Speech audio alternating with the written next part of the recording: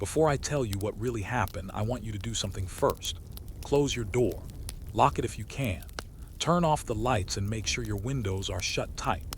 If you're easily scared, put on your headphones now, because what you're about to listen isn't just a story. It's something that could happen, maybe even tonight, when you least expect it. What I'm going to tell you will stay in your mind long after you stop listening, and every time you see a doll again, you'll remember her. Her name was Hania, a 16-year-old girl who loved collecting dolls more than anything else. Her room was filled with them: glass eyes, porcelain faces, soft cotton dresses, all lined neatly on a white wooden shelf beside her bed. Her favorite was a small one, a birthday gift from her late grandmother, with golden curls and a pink dress that always looked freshly ironed no matter how long it sat untouched. Hania called her Mara. No one knew why. The first night things began to change. Hania had been studying late, her lamp flickering every few minutes because of the storm outside. The rain tapped against the window like impatient fingers, and thunder rolled far away. When she finally turned off her light and lay down, she noticed something odd. Mara, who always sat on the shelf near the window, seemed to be facing her bed now.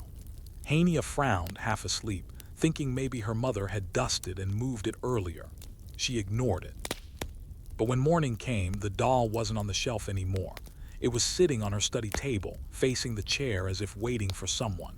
She laughed nervously, thinking maybe her little cousin had come into her room. But her parents said no one had entered while she slept.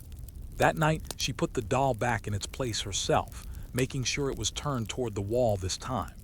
She even whispered, "Stay there, Mara," jokingly before going to bed.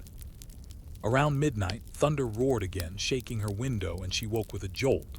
The room was dark except for the dim red glow of her alarm clock. At first, everything was silent.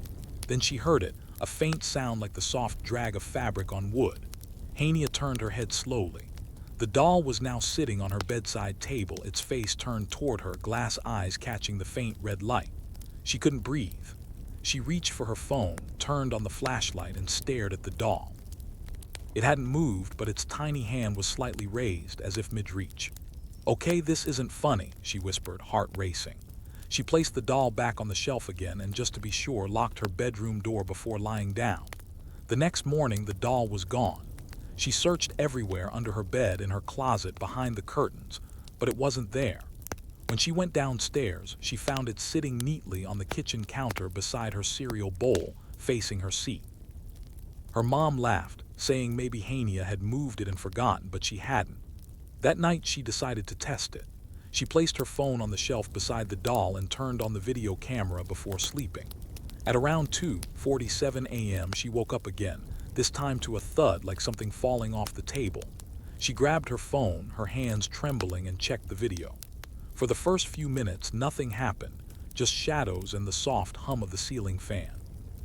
Then, around 2:40, she saw the doll's head turn slowly, unnaturally, until it faced the camera. A second later, the footage cut off with a burst of static. Her stomach dropped. She looked up, and the doll was sitting on the floor beside her bed, closer than ever before. She didn't scream, she just froze, staring into its glassy eyes that somehow seemed alive now, faintly reflecting her terrified face. The next day, she threw the doll into an old cardboard box, sealed it with duct tape, and shoved it into the attic. She told herself it was over. But that night, when she came back from brushing her teeth, she found something on her pillow.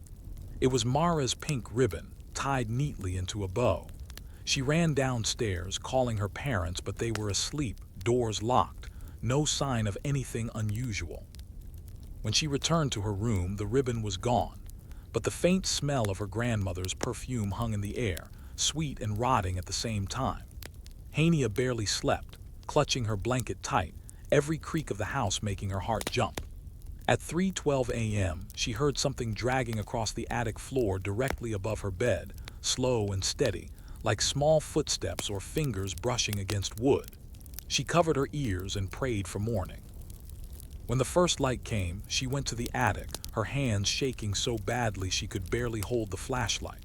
The box was there, but the tape had been peeled open cleanly, not torn. Inside, the doll was sitting upright, smiling wider than before, and in her lap lay a small folded note written in shaky handwriting that was Hania's. It said, "I don't like being far from you."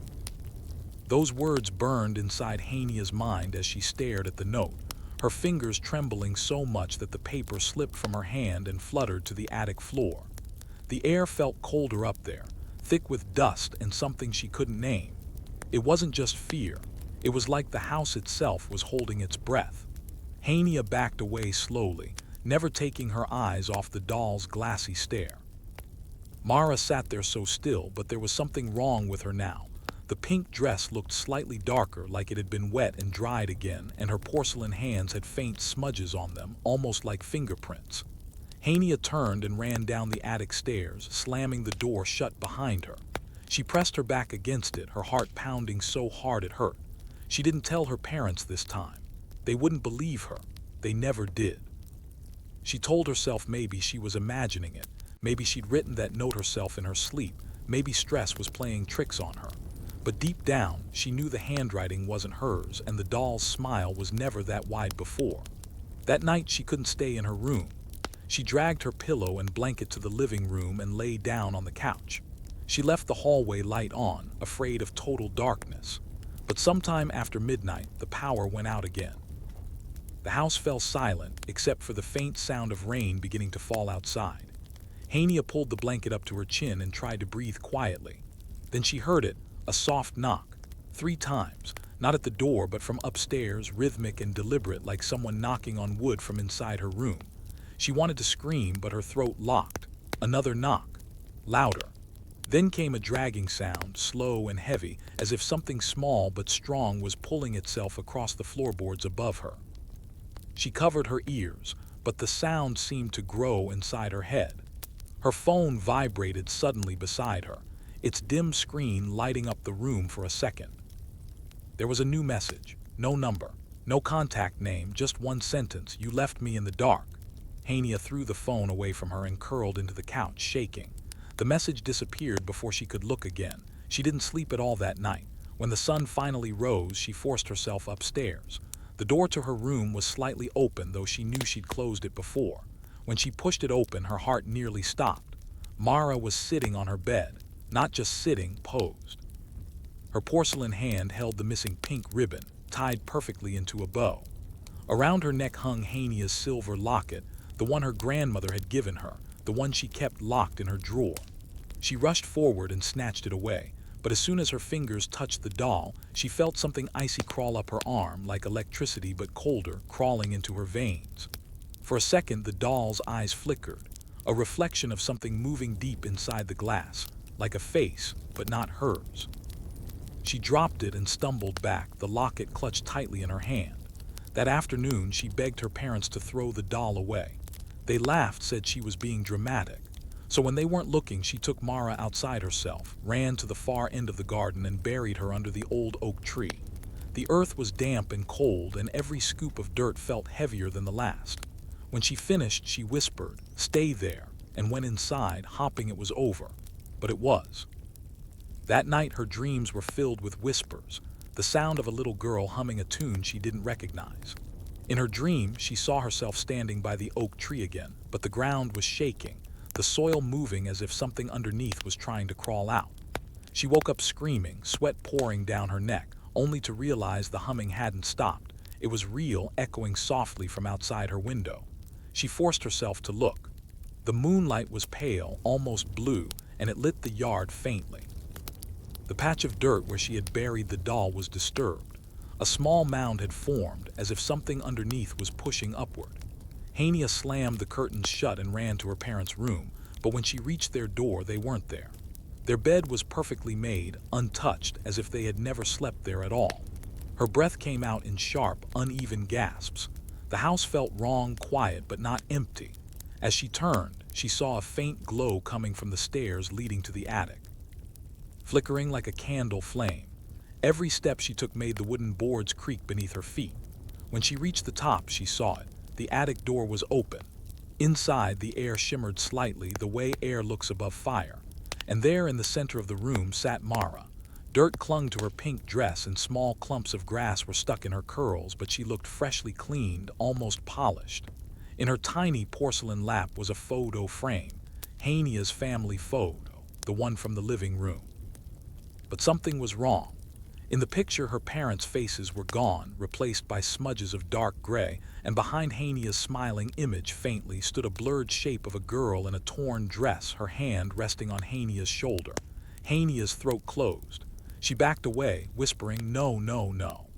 The doll's head turned slowly, the grinding sound of porcelain against porcelain echoing in the still air. "Why did you leave me?" A voice whispered, not from the doll's mouth, but from all around, echoing through the walls, soft and broken like a child's cry.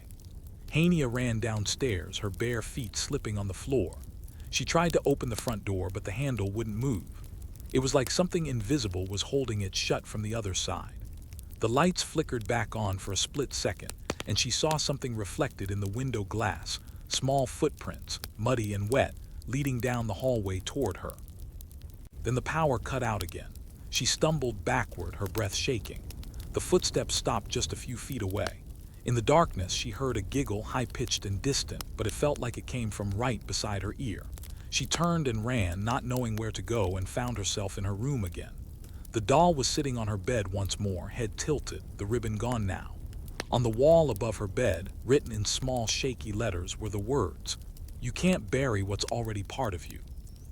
Her stomach dropped. The smell of her grandmother's perfume filled the air again, stronger now, choking sweet. The shadows in the room shifted, moving even though nothing else did. The doll's eyes gleamed faintly in the dark, and Hania felt something cold touch her wrist.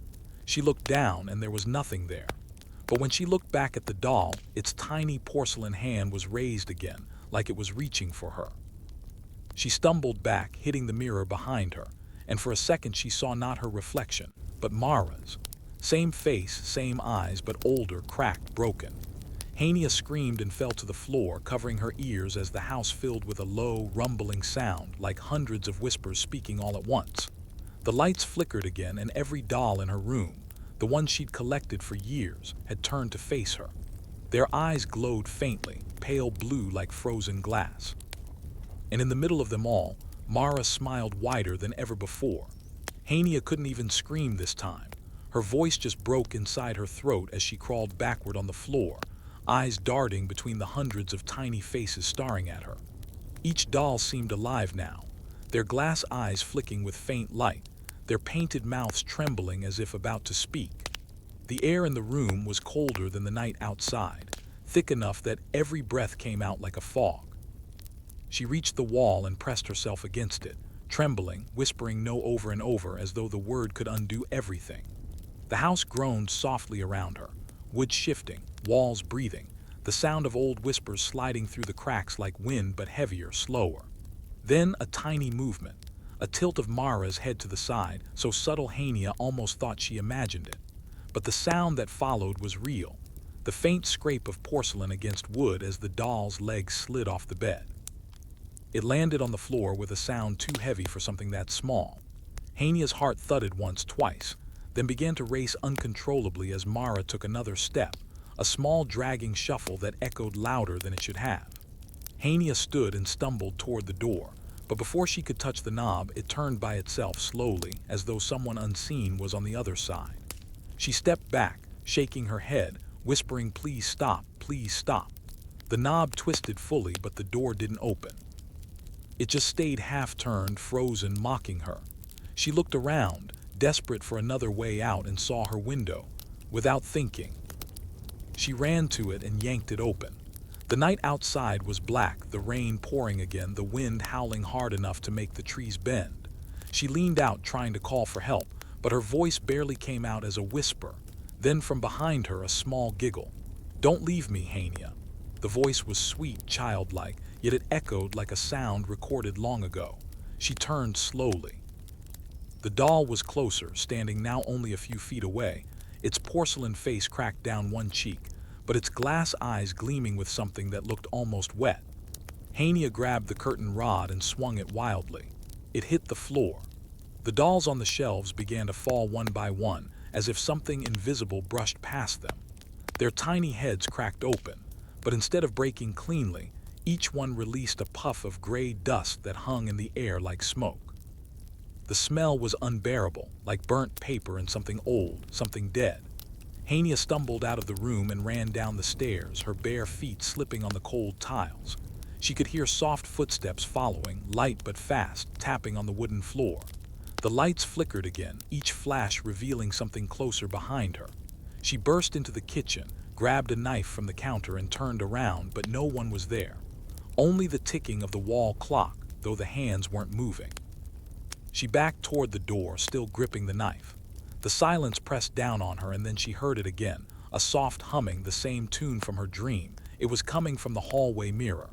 Hania turned toward it, and for a moment her reflection smiled even though she was. She dropped the knife. The mirror rippled like water, and the reflection leaned forward slightly, lips moving without sound. Then faintly the words reached her ears. "She's here." The lights went out completely. Hania's scream finally came, but it sounded small in the dark, swallowed by the walls. She ran for the front door again, pulled at it, pounded it, but it didn't move. The wood felt warm under her palms, pulsing faintly like a heartbeat. She backed away and tripped over something soft. When she looked down, she saw her own blanket from the living room, folded neatly on the floor, and on top of it lay the doll's pink ribbon. She threw it away, but it stuck to her hand like it was wet. She rubbed at it desperately, but a small streak of red appeared on her skin, thin as a thread but too dark to be paint. Her breath came out sharp, uneven, almost sobbing. Then she heard a new sound, her mother's voice calling softly from upstairs. "Hania, sweetheart, what are you doing awake?" The voice was calm, normal, almost warm. Relief flooded through her chest. "Mom," she shouted, tears stinging her eyes. "Mom, where were you? Please, we have to go." The voice came again, still gentle. "Come upstairs, baby, it's okay now." Something inside her wanted to believe it. She took one shaky step toward the staircase, knife forgotten on the floor. As she climbed, the light from the hall lamp flickered weakly, enough for her to see the top of the stairs. Someone was standing there, a silhouette shaped like her mother, same hair, same nightgown. But the face was wrong. Too pale, the eyes too large, and the smile too wide, stretching inhumanly. "Come here," it whispered. Hania froze. The thing tilted its head exactly the way Mara did. "You buried me," it said softly, and the voice shifted. It wasn't her mother anymore. It was a child's. The same whisper from before. Hania stumbled back down the stairs, nearly falling. The figure didn't follow, but the sound of hundreds of tiny footsteps began to fill the house, echoing from every room like small things crawling out of drawers and cupboards. She ran to the kitchen again, grabbed her phone, and tried to call anyone, her brother, the police, anyone. But the screen showed only one thing, a picture. A photo of her sleeping, taken from above her bed. In the corner of the photo, standing beside her pillow, was Mara. She dropped the phone. The screen cracked, but the image stayed.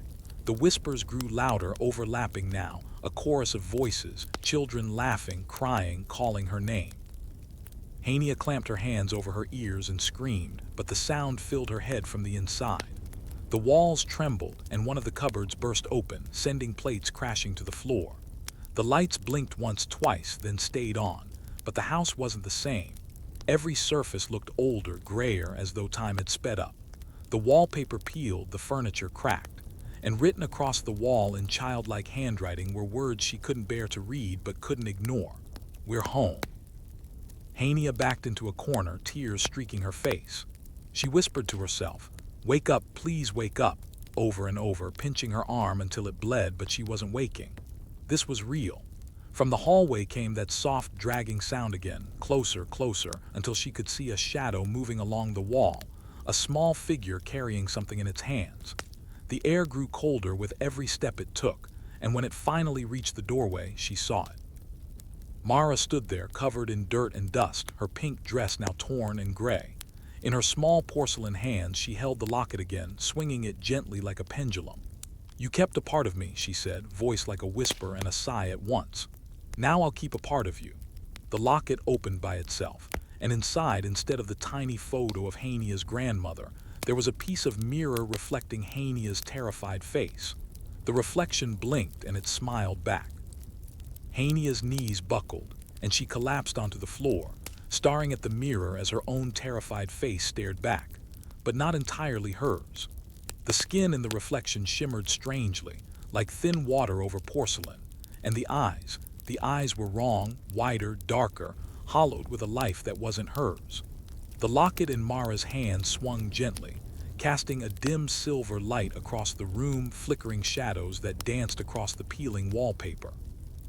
Each shadow seemed to twist independently, forming shapes that were human, yet impossibly small and elongated, crawling along the walls and ceiling, some hovering just long enough to leave a sense of dread before vanishing into corners. Hania tried to scream again, but her voice felt caught in her throat, muffled, swallowed by the thick, cold air that now filled the house like it had weight. She scrambled backward, hands scraping the floor as she tried to reach the stairs, only to feel the cold tiles morph under her palms, stretching like soft clay, bending, pulling her backward. The whispering started again, hundreds of tiny, fractured voices overlapping, speaking her name in tones both sweet and accusing, laughing softly and crying at once, as if 100 children were trapped somewhere between walls. "You shouldn't have left me," Mara's small voice echoed. Tiny steps dragging closer across the floor. Hania's eyes darted around the room, catching glimpses of movement in every shadow. The other dolls, hundreds now, scattered across the floorboards, crawling on their tiny hands, their glass eyes catching what little light there was, reflecting faint images of Hania's fear. Their mouths moved slightly, squeaking in unison, whispering words she couldn't comprehend fully but understood clearly as threats, promises, and warnings, all at once. The locket swung toward her, the reflection inside now shifting. The mirror didn't just reflect her anymore. It showed a room she didn't recognize, walls blackened and twisted, the ceiling warped, the floorboards crawling like insects under some invisible pressure. In the mirror, shadows moved with intelligence, clustering around a figure. A larger version of Mara, taller, her porcelain cracks extending across her cheeks, her hair matted and tangled, her smile impossibly wide, stretching almost from ear to ear. Hania's heart pounded like a drum, and she pressed her hands over her ears, trying to block out the whispers, but it was useless. They seeped into her skull, low and vibrating, rattling her teeth, her bones, making her stomach churn. Every instinct screamed to run, yet every step she tried to take toward the door felt like trudging through thick tar. The doll's tiny hand shot out, pointing at her, the locket swinging forward, and the air around her froze, biting at her skin like ice. A low, grinding sound began to fill the room, like porcelain being dragged across stone. Then she noticed the ceiling. It was moving, slowly bending downward in waves, creaking with long, hollow groans, shadows rippling across it like water, forming the shapes of countless tiny figures, all staring down at her. Panic surged as Hania stumbled backward, crashing into her dresser. The drawers opened themselves with a snap, sliding out so fast they nearly hit her, revealing row after row of dolls, hundreds more than she remembered, each with cracks, scratches, stains, eyes glinting faintly in the dim light. They were all staring at her, some crawling toward her in jerky, unnatural movements. Mara's voice rose above the chorus, high-pitched and sweet, but underneath it hummed something older, something hollow, a sound that vibrated in Hania's chest and made her knees shake uncontrollably. "You belong to me now," the voice said, and with that the locket flew from Mara's hands across the room and hovered in midair, swinging slowly, glowing faintly, reflecting a distorted Hania trapped inside it, screaming silently. She lunged to grab it, but an invisible force held her back, pressing her down into the floor. The dolls crawled closer, moving faster, forming a semicircle around her. Their mouths opened wider than possible, teeth etched into the porcelain, whispering words she couldn't hear but could feel, threatening, beckoning, laughing. The reflection in the mirror changed again. Now Hania saw herself, but each version of her was different, some smiling, some screaming, some crying. They reached through the glass as if their hands could come out into her room. She fell backward, hitting the wall, and a loud thump echoed from above steps, slow, deliberate, circling, coming closer down the attic stairs. Hania's breath became ragged, and she realized the room wasn't just alive. It was alive because of Mara and the others. The air pressed against her chest, squeezing, suffocating, and the whispers coalesced into a single sentence, clear now. "You can never leave. You are mine." The locket hovered again, spinning faster, the reflection inside growing more frantic, Hania screaming back at herself as if trapped in two places at once. She reached toward it, fingers brushing the cold metal, and instantly the lights in the room exploded in a white flash. When her eyes adjusted, the dolls were gone, every single one, but the shadows remained, crawling along the walls, stretching toward her. The mirror was empty now, only reflecting the room, or at least it seemed empty. Then movement. In the corner near the ceiling, Mara appeared, tiny still, floating in midair. Her smile wider, the cracks in her porcelain face spreading across her tiny body like spider webs. She tilted her head and whispered again, soft and cruel, "I've waited so long. Now we can be together forever." Hania tried to run, but the shadows gripped her ankles, cold and strong. She screamed, a sound that bounced off every wall, every shadow, every reflection. The locket floated down from the ceiling, opening slowly, and inside hundreds of miniature eyes blinked, all staring at her. Hania clawed at the floor, tried to push herself free, but the room stretched around her. The door she had come from disappeared. The ceiling stretched higher than it should have been. The walls warped into impossible angles. From every corner the whispers rose into a deafening roar. And then the whispers stopped. Silence. Cold, heavy. A pause that lasted forever. Then from the corner of her vision she saw movement. Mara crawling along the wall toward her, smaller now, faster, her tiny hands reaching, nails scraping the wallpaper. Hania's heart stopped. The locket opened fully and a blinding light shone from inside it, illuminating the room in impossible detail. Thousands of tiny cracks, shadows, mirrors, reflections, all showing versions of her, all screaming, all reaching. Mara laughed, small, cruel, perfect, and every reflection, every shadow, every whisper converged on Hania at once. She felt herself lifted, dragged, pulled into the locket, into the mirror, into the shadows themselves. The air thickened, pressing into her lungs, and for a single moment she thought she might disappear entirely. Then the locket flipped open fully and closed suddenly. Darkness swallowed her vision. The house went silent. For a heartbeat, nothing moved, nothing breathed, nothing whispered. Then from somewhere deep inside the walls, a soft, tiny giggle, impossibly close, echoing around her head, and the faint dragging sound of porcelain across the floor began again. Hania blinked, trying to orient herself, but the room was different. Larger, older, warped. And in the center Mara sat, her glass eyes gleaming, smiling wider than ever. Hania could barely breathe, her chest tightening so much it felt like the room itself was pressing down on her ribs. Her skin crawling as if every surface in the warped, impossible room was alive. The shadows no longer stayed near the walls. They moved freely, sliding across the floor, pooling around Mara like a tide of black ink, carrying with them faint whispers that tickled Hania's ears, soft and sweet, then twisting into cold, cruel laughter. She wanted to run, wanted to scream, but every step she took sent the floor rippling beneath her feet, like water beneath ice. Unsteady, unpredictable, as if the house were alive and watching, guiding her movements. Mara didn't move, only sat there, rocking gently as if the chaos around her belonged solely to her amusement. Her smile stretching impossibly wider, porcelain cracking further with each tiny motion, revealing something darker inside her face. A void, an emptiness that Hania couldn't understand, that seemed to pull at her very soul. Every doll she had ever owned, or maybe all dolls in the world, now appeared at the edges of the room, crawling, floating, hanging from warped walls and ceiling beams, their eyes reflecting the faint, icy light of the locket Mara still held in her tiny hands. Hania realized with horror that the locket was glowing, pulsing, and inside it were endless reflections of herself, screaming, writhing, trapped inside the mirrored surface, each version mimicking her terror, every blink synchronized with her own heartbeat. She tried to close her eyes to stop seeing, but the room seemed to enter her mind, invading her thoughts, pulling memories, twisting them into images of things she had never lived but somehow felt familiar. Endless corridors lined with dolls, shadows crawling endlessly, and whispers calling her name from every corner. The air was thick, choking, and the cold pressed into her bones, freezing her muscles, slowing her movements, making it impossible to run or even turn away. Mara raised the locket slowly, and Hania felt a tug, gentle at first, then stronger, pulling her toward the doll, toward the swirling shadows at the center of the room.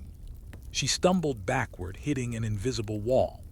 The shadows recoiled slightly, then surged forward like a wave of smoke and darkness, wrapping around her ankles, climbing higher with unnatural speed, holding her fast, constricting her, pressing her closer to Mara. "You tried to leave me," Mara whispered, her voice both a child and something older, something ancient, resonating inside Hania's chest.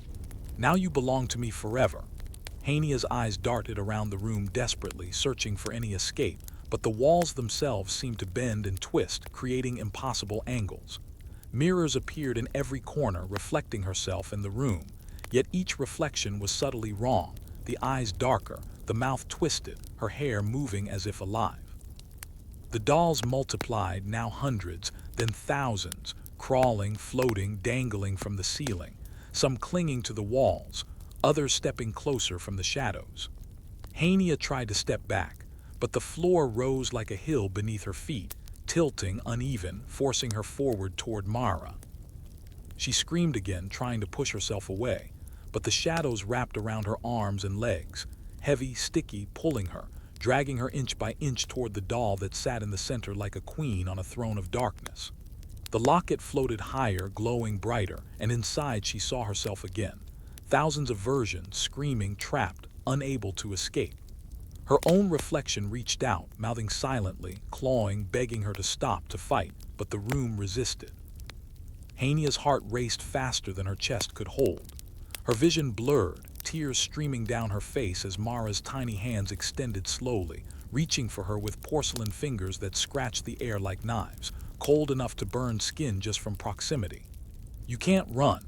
You can't hide," Mara whispered, her voice layered, hundreds of tiny echoes overlapping, vibrating inside Hania's head until her teeth rattled.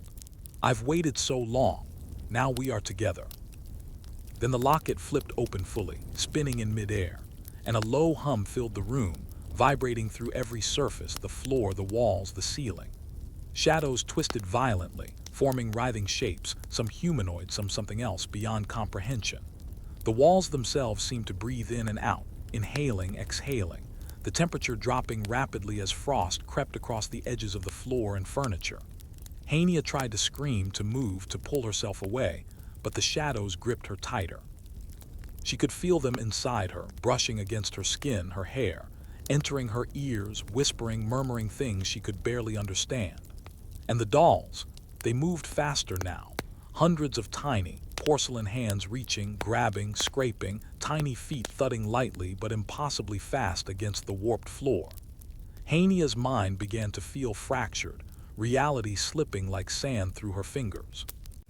The mirror reflected not just the room but multiple versions of it, overlapping, some rooms empty, some filled with shadows, some showing her bed at home, yet each containing Mara, smaller or larger, closer or further, smiling, tilting her head, whispering. A cold wind blew from every direction at once, extinguishing the weak light from the locket, plunging the room into near darkness. Yet Hania could still see the shadows moving, see the dolls crawling, see the eyes reflecting faint glimmers of light from somewhere beyond understanding. She tried to cover her face, to shield herself from the terror, but even behind her hands she could feel it, Mara's gaze, cold, intense, burning into her soul. The shadows lifted her slightly off the floor now, holding her suspended as if weightless yet suffocating, and the dolls closed in, forming a tightening ring, thousands of tiny porcelain faces staring, mouths opening, whispering her name over and over until it became a roar inside her skull. "Forever," Mara whispered, holding the glowing locket above her head, and the reflections inside it rippled like water, thousands of Hania screaming and reaching, trapped, powerless. Hania's lungs burned as she tried to scream for help, but no sound escaped. She flailed, kicked, tried to push herself from the invisible grip of shadows, but the room resisted, bending, twisting, multiplying, and closing her further. The mirrors shattered simultaneously, the shards floating midair like frozen water, cutting nothing but reflecting every terrified expression she could imagine. The shadows coalesced into a single mass behind Mara, stretching upward toward the warped ceiling, forming a towering figure, blacker than night, humming softly, a chorus of 1,000 voices calling her name, promising eternity. The locket opened wider, a blinding silver light pouring from it. And Hania could feel herself being pulled, not just into Mara's grasp, but into every shadow, every reflection, every crack in the room, every inch of the warped house. Her mind screamed, reality fractured, the house breathing and stretching endlessly, infinite halls of mirrors, dolls, shadows, whispers, all closing in. And yet in the center, Mara sat, smiling, locket in hand, waiting patiently, as though this was the beginning of something that had started long before Hania was even born and would continue long after. The whispers rose again, louder than ever, hundreds of voices overlapping, repeating her name, echoing inside her skull. You belong to me, forever, forever, forever. The words echoed inside Hania's skull, bouncing off every corner, every wall, every shadow until she could no longer tell where her thoughts ended and the voices began. The room stretched impossibly in all directions, floorboards spiraling like twisted staircases into darkness above, mirrors multiplying endlessly along warped walls, each reflecting not only herself but 1,000 versions of the house she thought she knew, each one more distorted, more twisted, more alive than the last. The dolls no longer stayed on the floor or shelves. They floated, spun, and swayed midair, forming an unbroken circle around her, hundreds, then thousands, their tiny glass eyes glinting with malicious intelligence. The shadows behind Mara coalesced into a towering, writhing mass, limbs and faces stretching and breaking physics itself, dark tendrils reaching toward Hania from every angle. The locket glowed fiercely, brighter than any light should, casting reflections of endless screaming faces inside it, all of them her own, all of them trapped, reaching out to her as if to warn or beg her to stop, but she couldn't move, couldn't breathe, couldn't escape. Hania tried to shut her eyes to block it out, but the house had entered her mind. The walls, shadows, dolls, Mara herself, all were inside her thoughts, pressing, whispering, laughing, and crying simultaneously. Every heartbeat was magnified 1,000 times, a drumbeat for the horror surrounding her. The dolls advanced, moving unnaturally fast now, crawling along the walls, ceiling, and floor, their small hands scraping and tapping, forming patterns that made her stomach turn. Some climbed up her legs as she fell backward, and she could feel the icy touch of porcelain on her skin, freezing, penetrating, crawling into her veins. Mara stood now, tiny yet impossibly commanding, the locket held above her head, spinning slowly, casting silver streaks of light across the room, and every shadow, every reflection, every whisper seemed to orbit her, reverent, worshipping. The air was thick, cold, biting, yet somehow humid, smelling of old wood, dust, and something rotting that Hania could not identify. Her lungs burned, every breath a struggle, yet the shadows and dolls seemed to respond to it, tightening, closing in with each inhale she took. The mirrors around her rippled, each reflection moving independently, some smiling, some screaming, some reaching toward her with distorted, elongated hands, eyes empty voids, mouths opening wider than possible, letting out faint whispers that pierced her mind. She tried to move, to escape, but the floor itself had become alive, crawling under her, tilting, twisting, making her lose balance as if the house itself were a predator, and she were prey. Every step toward the door was met with resistance, as though invisible hands held her back, pulling her toward the center, toward Mara, toward the locket that held her trapped reflections. Then she heard it, the sound of hundreds of tiny footsteps, soft, deliberate, echoing all around her, but coming from above, below, every wall, every ceiling. She spun, terrified, trying to locate the source, but it was everywhere. Mara laughed then, a high-pitched, crystalline sound that cut through the room, bouncing off every mirror and shadow, multiplying into a chorus of thousands of giggles. "Come to me, Hania," she whispered, tiny fingers pointing. Yet the entire room seemed to bend, pushing Hania closer. Hania tried to scream, but only silence came out, as if her voice had been stolen, sucked into the walls along with her courage. The dolls in the circle leaned forward together, tilting unnaturally, their eyes flickering, their mouths moving in perfect synchronization, whispering her name in hundreds of tones, high, low, broken, cruel. The shadows behind Mara began moving faster, writhing, extending tendrils that slithered along the floor, walls, and ceiling, converging at every possible point toward Hania, forcing her to stumble, crawl, and fall over herself in terror. The locket glowed brighter, a blinding pulse of silver light that reflected hundreds of infinite versions of Hania inside it, each version screaming silently, banging against invisible walls, trapped, mirrored, lost. And then the whispers became coherent, a chorus of voices overlapping. You tried to run. You tried to hide. You are ours. Forever. The shadows surged forward, wrapping around her legs and arms, pulling, holding, lifting her slightly off the ground, her body shaking violently, resisting, panicking, screaming inside, but nothing escaping. Mara's tiny hands reached up, the locket spinning in her grip, and Hania could feel it. Feel the pull of all those reflections, shadows, and dolls into the silver light. Every muscle, every nerve, every thought in her body screamed to fight, to resist. But the force was greater, stronger than anything she had ever known, older than her life, older than the house, older than her world. The dolls moved faster, now climbing up the walls, scaling the ceiling like insects, their glass eyes glinting, mouths moving in unison, whispering incantations she couldn't understand but felt deep inside her chest. She tried to cover her face, her eyes, to block it all out, but even behind her hands she could feel the pressure, the cold, the suffocating presence. The locket opened fully and a blast of silver light poured from it, enveloping Hania completely. She felt herself pulled toward it, sucked into the glow, her body light, her thoughts twisting, every memory and fear amplified.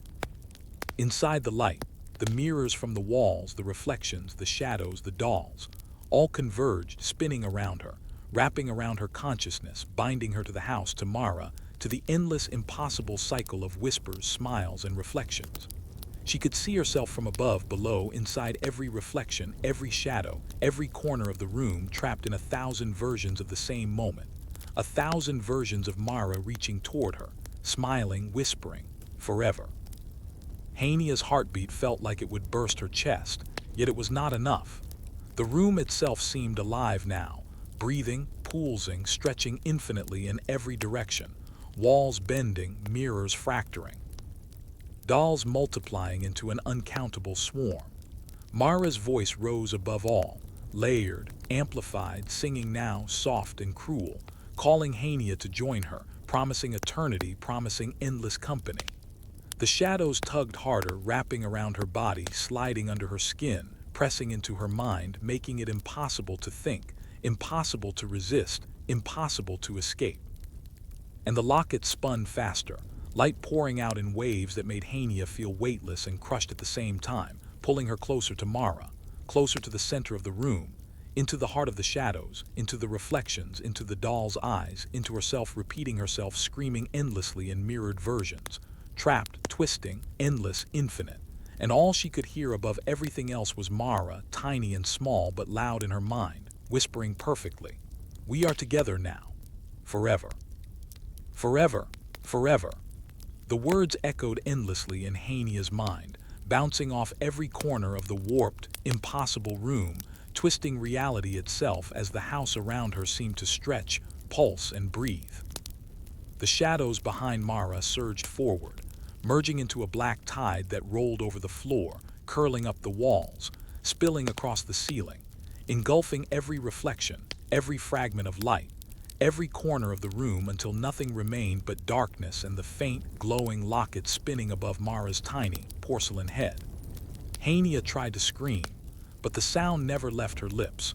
Her throat felt as though it had been sealed by invisible hands. She tried to move, to run, but the floor had become unsteady, soft, alive, crawling beneath her as if the house itself were a living thing, a predator, and she was its prey. The mirrors surrounding her multiplied endlessly, fracturing, twisting, reflecting not just her own terrified face but thousands of versions of herself, some crying, some laughing, some screaming silently, all reaching for her, all trapped inside reflections that seemed alive, aware, intelligent, each one whispering her name over and over, merging with Mara's voice, which now came in layers, hundreds of echoes overlaid into one perfect, small, cruel melody. The dolls swarmed, no longer merely crawling. They floated, spun, and swayed through the room, filling every space, multiplying exponentially, some crawling along walls and ceilings, others dropping silently from above, tiny porcelain fingers scraping against the warped floorboards in patterns too precise to be random, whispering in voices she could feel deep inside her chest. Mara raised the locket higher, and a blinding silver light poured out from it, flooding the room with shapes, faces, shadows, reflections, memories Hania didn't recognize but felt intimately familiar. The air thickened, heavy with cold and rot, pressing into her lungs so that each breath felt like inhaling knives. She felt the shadows coil around her legs, arms pulling her inch by inch toward Mara, toward the locket, toward the center of the room where the dolls and darkness pulsed like a single beating heart. The floor rippled beneath her as if liquid, tilting, lifting, dropping, and she stumbled. Claws of shadows clutching her skin, climbing into her clothes, burning cold into her veins, freezing her muscles. Every instinct screamed at her to fight, to resist, to flee. But the house itself resisted, stretching and twisting impossibly, doors disappearing, windows vanishing, ceilings expanding, walls bending into impossible angles, so that no matter where she tried to run, she remained trapped in the vortex of shadows, reflections, and dolls. The locket spun faster, blinding her, and inside she saw herself 1,000 times, screaming, struggling, trapped in mirrors, each echo synchronized with her own terror, each one reaching for freedom, only to be pulled back again. Mara laughed, a small, crystalline sound that somehow reverberated in every nerve, every bone, every cell of Hania's body. And with it the dolls multiplied further, now tens of thousands, their faces indistinguishable, eyes glowing, mouths whispering overlaid chants, the voices blending with Mara's, the reflections, the shadows, until the room itself became a living chorus, infinite and conscious, all focused on her. The walls rippled, bending inward and outward like breathing flesh, the floor rising and falling under her, carrying her unwillingly toward the locket, toward Mara, toward the center of the infinite nightmare. Every step felt impossible, yet she was propelled forward by invisible forces, dragged along by the pulsing black mass that Mara controlled, alive, aware, ancient. The whispers grew louder, merging into coherent words. "You are ours. You cannot escape. You are mine. Forever." The silver light of the locket pulsed in waves that tore at her mind, each flash revealing new horrors in the mirrors. Thousands of Hania, trapped in glass, screaming, clawing, begging, reflecting, and refracting endlessly. She tried to cover her eyes, tried to scream, tried to resist, but the shadows wrapped around her throat, her arms, her legs, pressing, constricting, dragging her closer, coiling into her hair, slipping into her ears, whispering into her mind. Mara rose slightly, taller, impossible, her porcelain cracks spreading across her tiny body like veins of darkness, her smile wider than the laws of nature allowed, eyes reflecting thousands of her trapped selves. The locket floated higher, spinning faster, and with every rotation the reflections multiplied, and the whispers coalesced into a chorus of 1,000 voices, each one calling her name, calling her to join, promising endless companionship, promising eternity. The walls themselves bent inward, ceilings stretching beyond sight, floors folding upward, and Hania felt herself lifted, suspended in midair by invisible, icy hands, surrounded by floating, crawling, writhing dolls, shadows, mirrors, and reflections, all closing in, all reaching, all aware of her terror. Her heartbeat became a drumbeat inside her skull, resonating with the whispers, syncing with the pulsing silver light of the locket, until she felt herself stretching, fracturing, her mind splitting into infinite threads, each one pulled into a mirror, a shadow, a doll, a reflection, an echo of herself. She could feel thousands of tiny hands grabbing, thousands of voices whispering, thousands of eyes staring, until her sense of self began to dissolve, merging with the house, the shadows, the reflections, the dolls, and most terrifyingly, with Mara herself. Mara's tiny hands extended toward her, porcelain fingers wrapping around the air like claws, and the locket swung violently, light spilling over her, reflecting her trapped selves, until Hania could no longer distinguish her body from her reflections, her thoughts from the whispers, her scream from the chorus of thousands. And in that instant she realized she wasn't just in the house anymore. She was inside the locket. Inside every mirror, inside every shadow, every doll, every reflection of herself. And Mara's voice, small and perfect and cruel, whispered again, surrounding her, echoing through infinite layers of reality. We are together, forever, forever, forever. The shadows tightened, the dolls reached higher, the mirrors multiplied, and the room, impossible, infinite, conscious, alive, began to close in completely, swallowing her screaming, twisting, stretching, fracturing existence itself. Until the light of the locket, the whispers, the reflections, Mara's smile, and her own terror became one endless, unbreakable eternity. And Hania's mind screamed into the infinite, never to find release, caught in the eternal orbit of Mara and the dolls, forever trapped, forever watched, forever haunted, forever. Hania felt herself pulled deeper into the darkness, into the locket, into the reflections, into the shadows, into the dolls themselves, and the sensation was unbearable, stretching her mind, twisting her body, making her skin crawl with an invisible pressure that felt alive, as though the house, Mara, the dolls, and every shadow in existence were pressing in from all sides. The walls of the room stretched beyond any human understanding, bending and folding into impossible shapes, the ceiling rising and falling like a heartbeat, the floor rippling like water, carrying her helplessly toward the spinning locket. The dolls multiplied endlessly, tiny porcelain hands scraping against every surface, climbing over one another, floating through the air, their glassy eyes glinting with cruel awareness, mouths moving in perfect synchronization, whispering her name, whispering commands, whispering laughter that crawled under her skin and into her veins.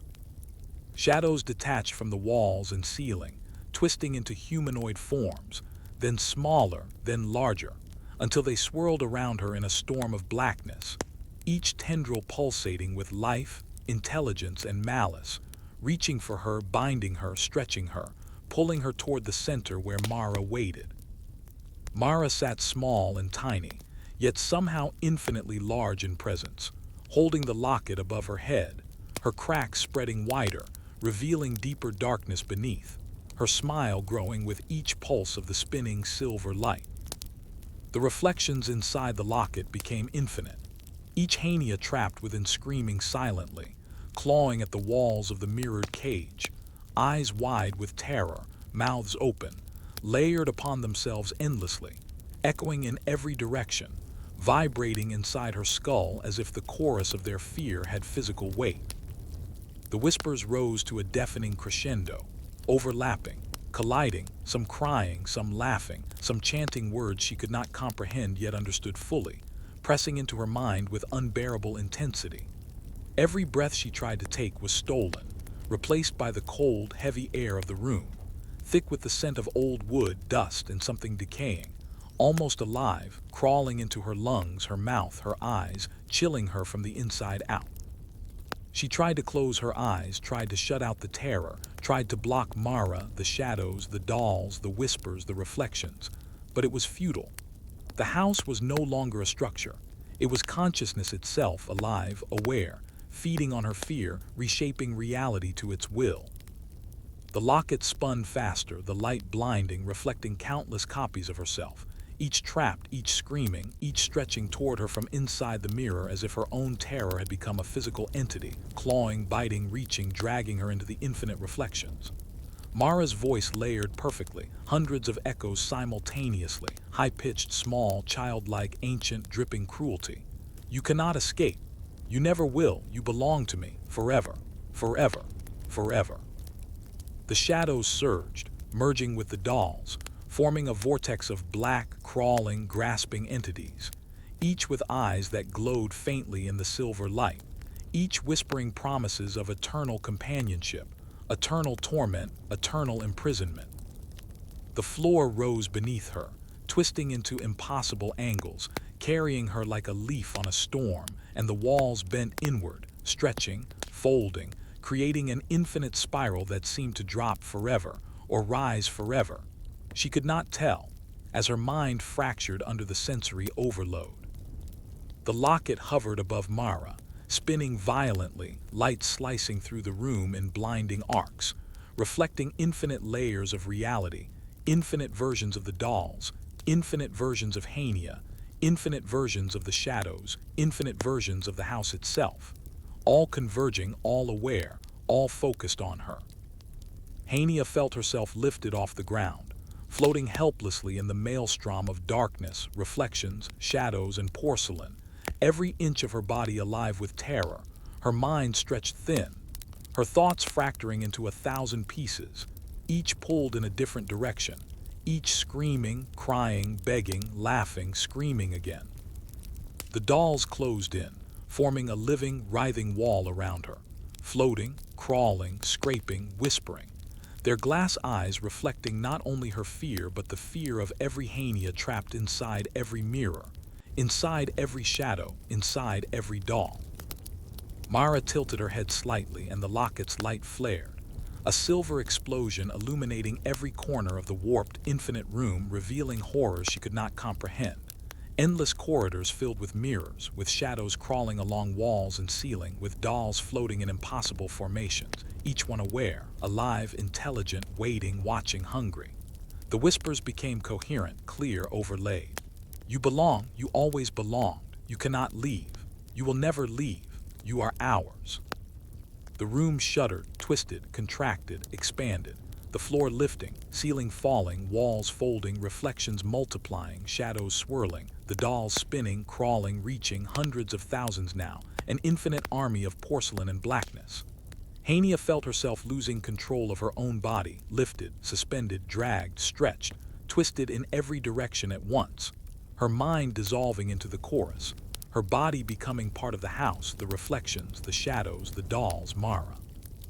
The locket flared brighter than any light, reflecting every possible version of herself, screaming, clawing, trapped, layered infinitely, each layer aware, conscious, alive, merging with her consciousness until she could no longer tell where she ended and the reflections began.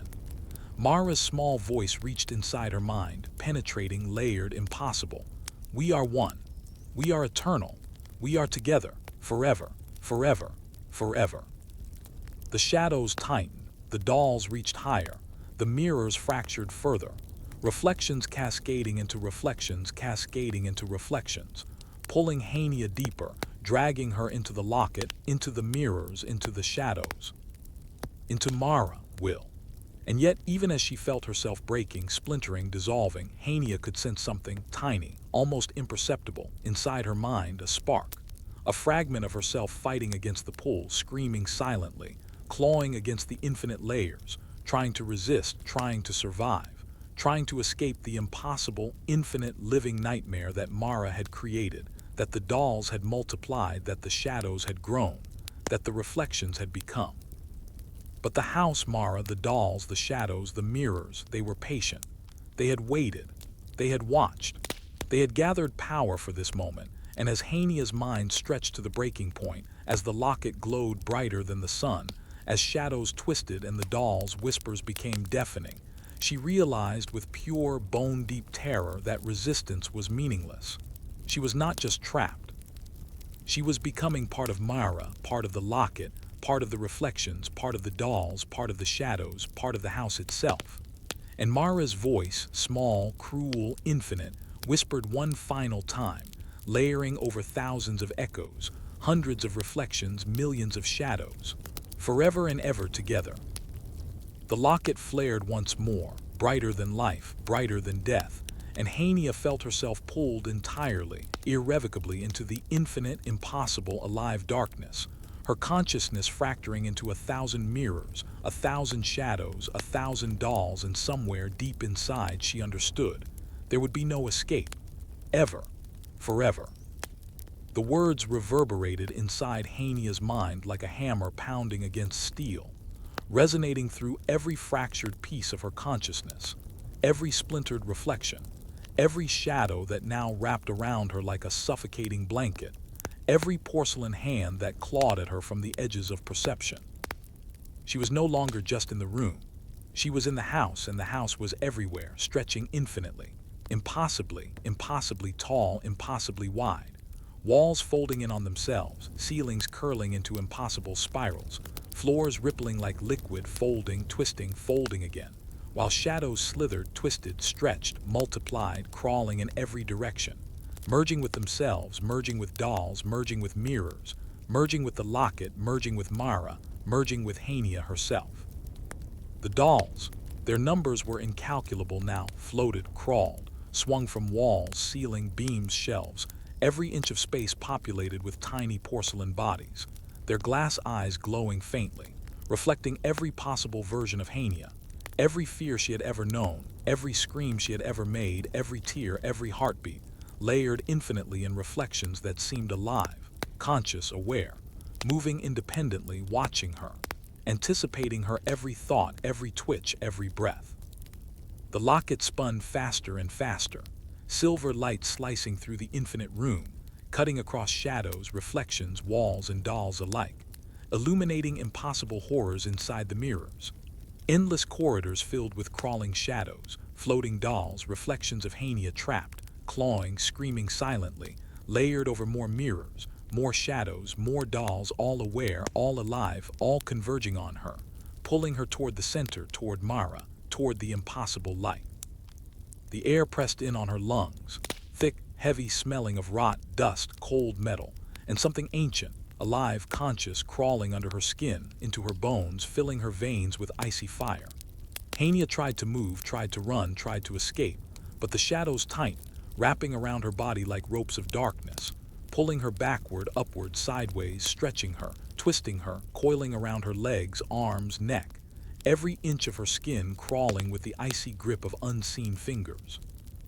Mara's tiny body floated in midair, her porcelain face cracked, yet smiling impossibly wide, cracks spreading like spiderwebs, showing something darker beneath, a void infinite and alive, her small voice echoing endlessly.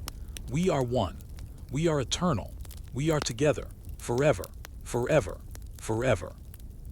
The shadows behind Mara surged violently, rising into a tower, writhing, forming faces, hands, impossible shapes that clawed toward Hania from all directions, pressing her further into the spinning silver light of the locket, where inside she saw not one Hania, not 10, not 1,000, but infinite versions of herself, screaming, clawing, trapped in reflections, trapped in shadows, trapped in dolls, trapped in the house, trapped in Mara, trapped in eternity.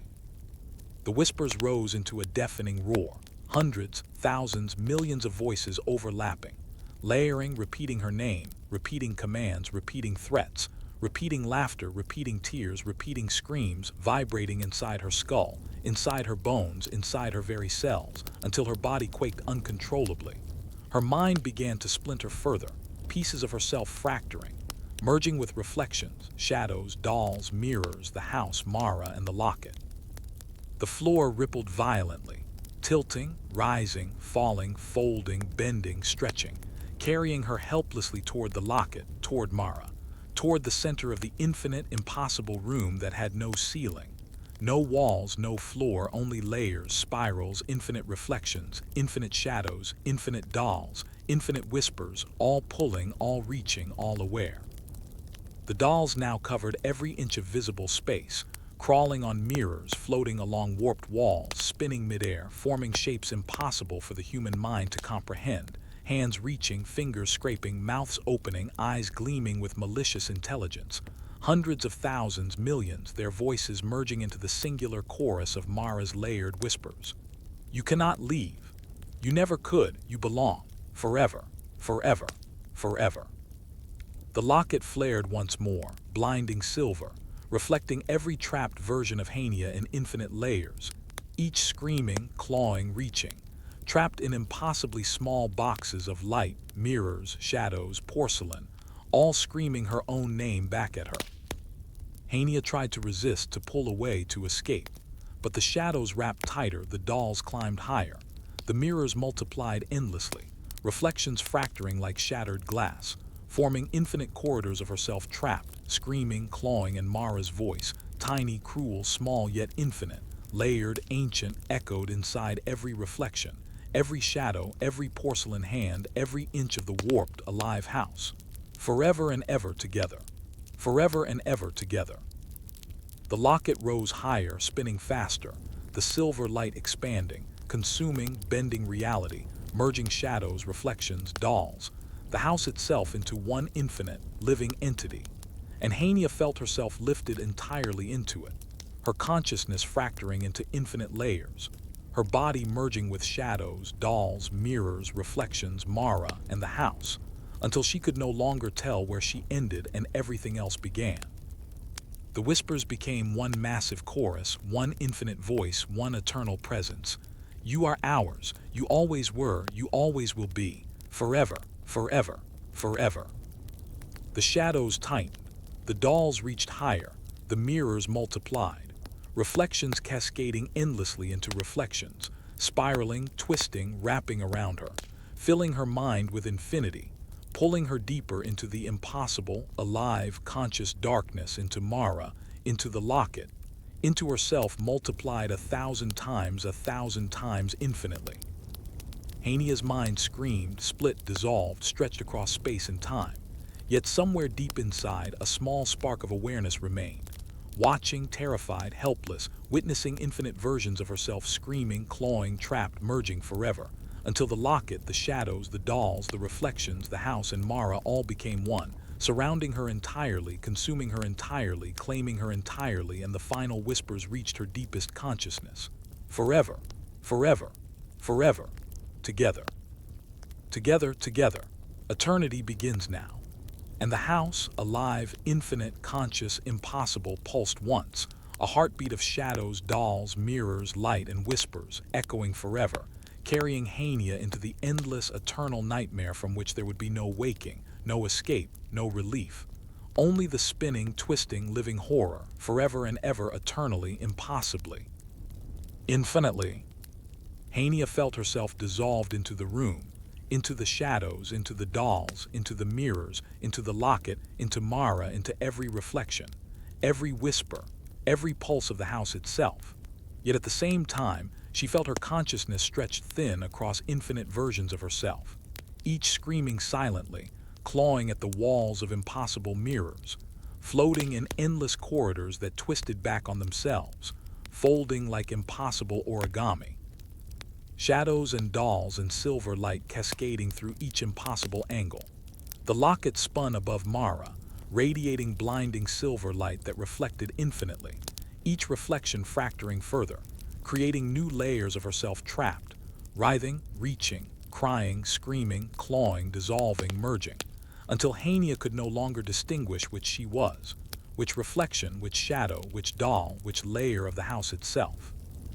The dolls moved with intelligent speed now, thousands upon thousands, floating, crawling, scraping, multiplying faster than her mind could comprehend, climbing the walls, ceiling, floor, forming impossible spirals, weaving themselves into shapes that were human but wrong, familiar but alien, their eyes reflecting infinite versions of her terror, their mouths moving in perfect unison, whispering words she could feel deep inside her bones.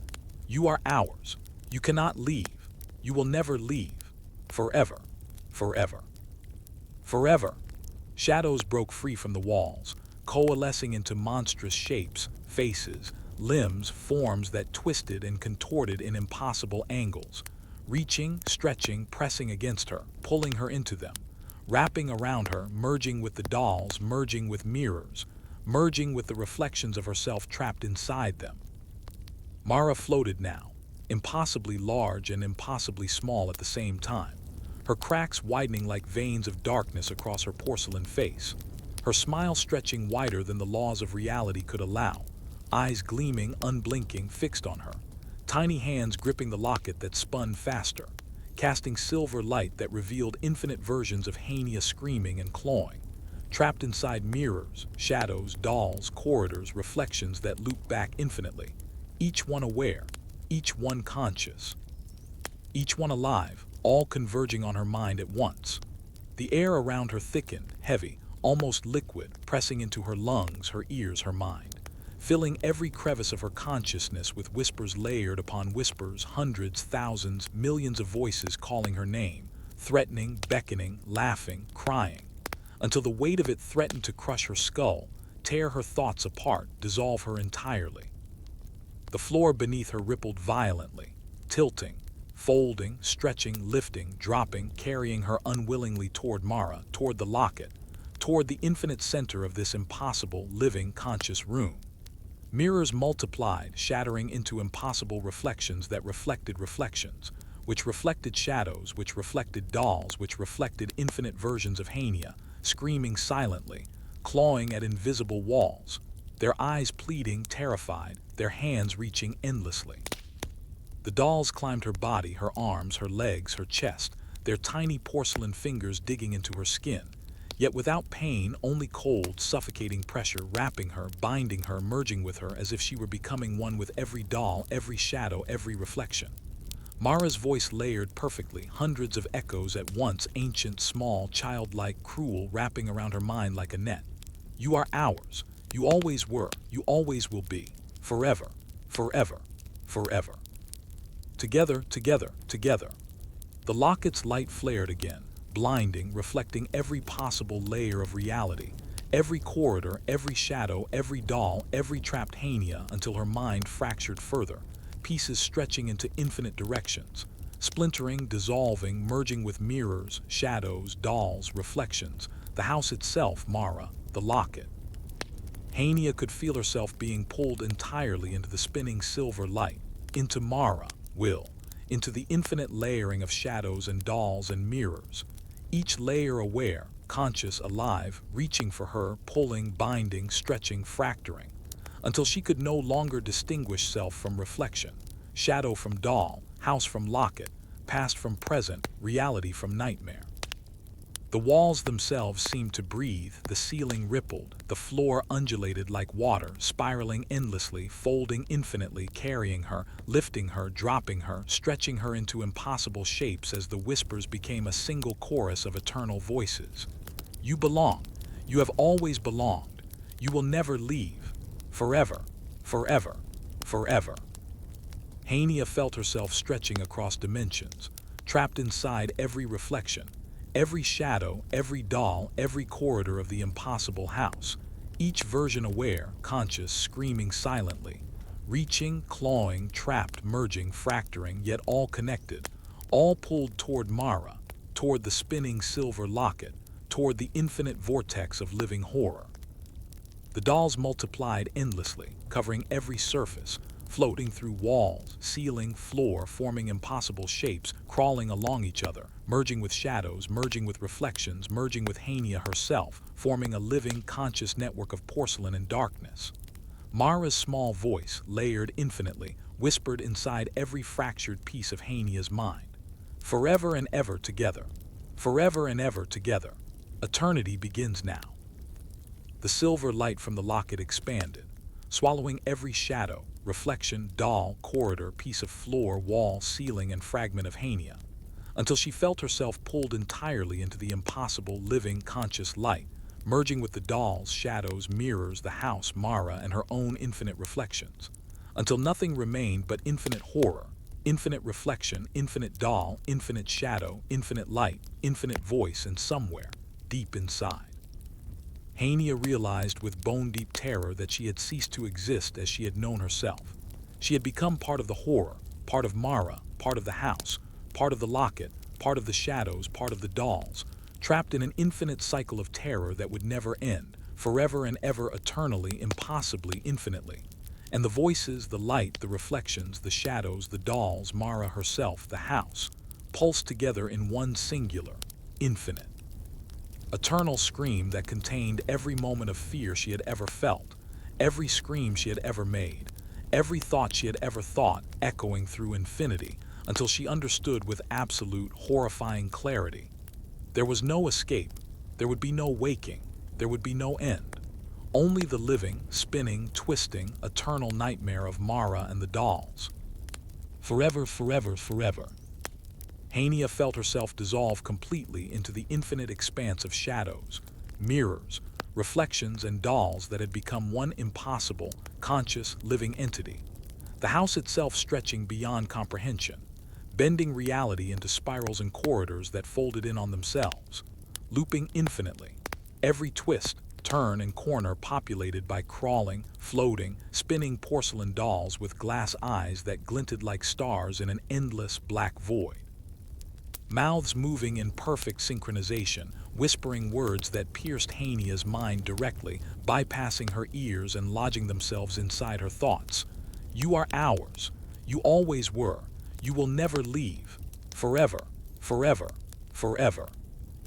The locket hovered above Mara, spinning faster than light, radiating silver brilliance that split itself into infinite beams, each one reflecting not only Hania, but all the infinite versions of herself trapped inside mirrors, shadows, and dolls, each screaming silently, clawing, writhing, stretching impossibly across dimensions, each aware, conscious, alive, merging and fracturing at the same time. Hania felt herself lifted off the twisting, rippling floor, suspended in the pulsing, living light of the locket, her body stretching and fracturing into countless versions, each one pulled in a different direction by invisible hands made of shadow, porcelain, and reflection. The dolls no longer simply surrounded her. They were inside her, inside every nerve, every vein, every bone, climbing, crawling, spinning, whispering, their tiny glass eyes reflecting infinite horror back at her, their mouths forming words she could feel in her chest, stomach, throat. Forever and ever, together. You belong. You always have. You never will leave. Shadows surged from every corner of the warped, infinite house, rising, twisting, bending into impossible forms. Some humanoid, some monstrous, some beyond comprehension, reaching with endless fingers, grasping her, merging with the dolls, merging with the mirrors, merging with Hania herself. The walls and ceilings bent and folded, creating labyrinths that looped back on themselves infinitely, corridors splitting into more corridors, reflections within reflections, shadows within shadows, dolls within dolls, all moving, alive, aware, reaching, pressing, consuming. Mara floated at the center of it all, impossibly large and impossibly small, her cracks spreading wider, her smile stretching beyond reason, her eyes reflecting every version of Hania screaming, clawing, trapped, fracturing infinitely. The locket's light pulsed violently, flooding the infinite room with silver brilliance, reflecting countless trapped selves, countless shadows, countless dolls, until Hania felt as if her mind itself had shattered into 1,000 shards, each one pulled into a mirror, into a shadow, into a doll, into the locket, into Mara, into the house, into eternity. Every whisper, every scream, every reflection, every shadow, every doll converged on her, filling her mind, her body, her soul, until she could no longer distinguish her own existence from the infinite nightmare she had become part of. The air thickened, dense, almost physical, pressing into her lungs, her chest, her mind, filling her with cold, suffocating terror that spread through every nerve, freezing muscles, stopping her heartbeat in bursts. Yet the invisible, impossible force of the house continued to pull, lift, stretch, twist her.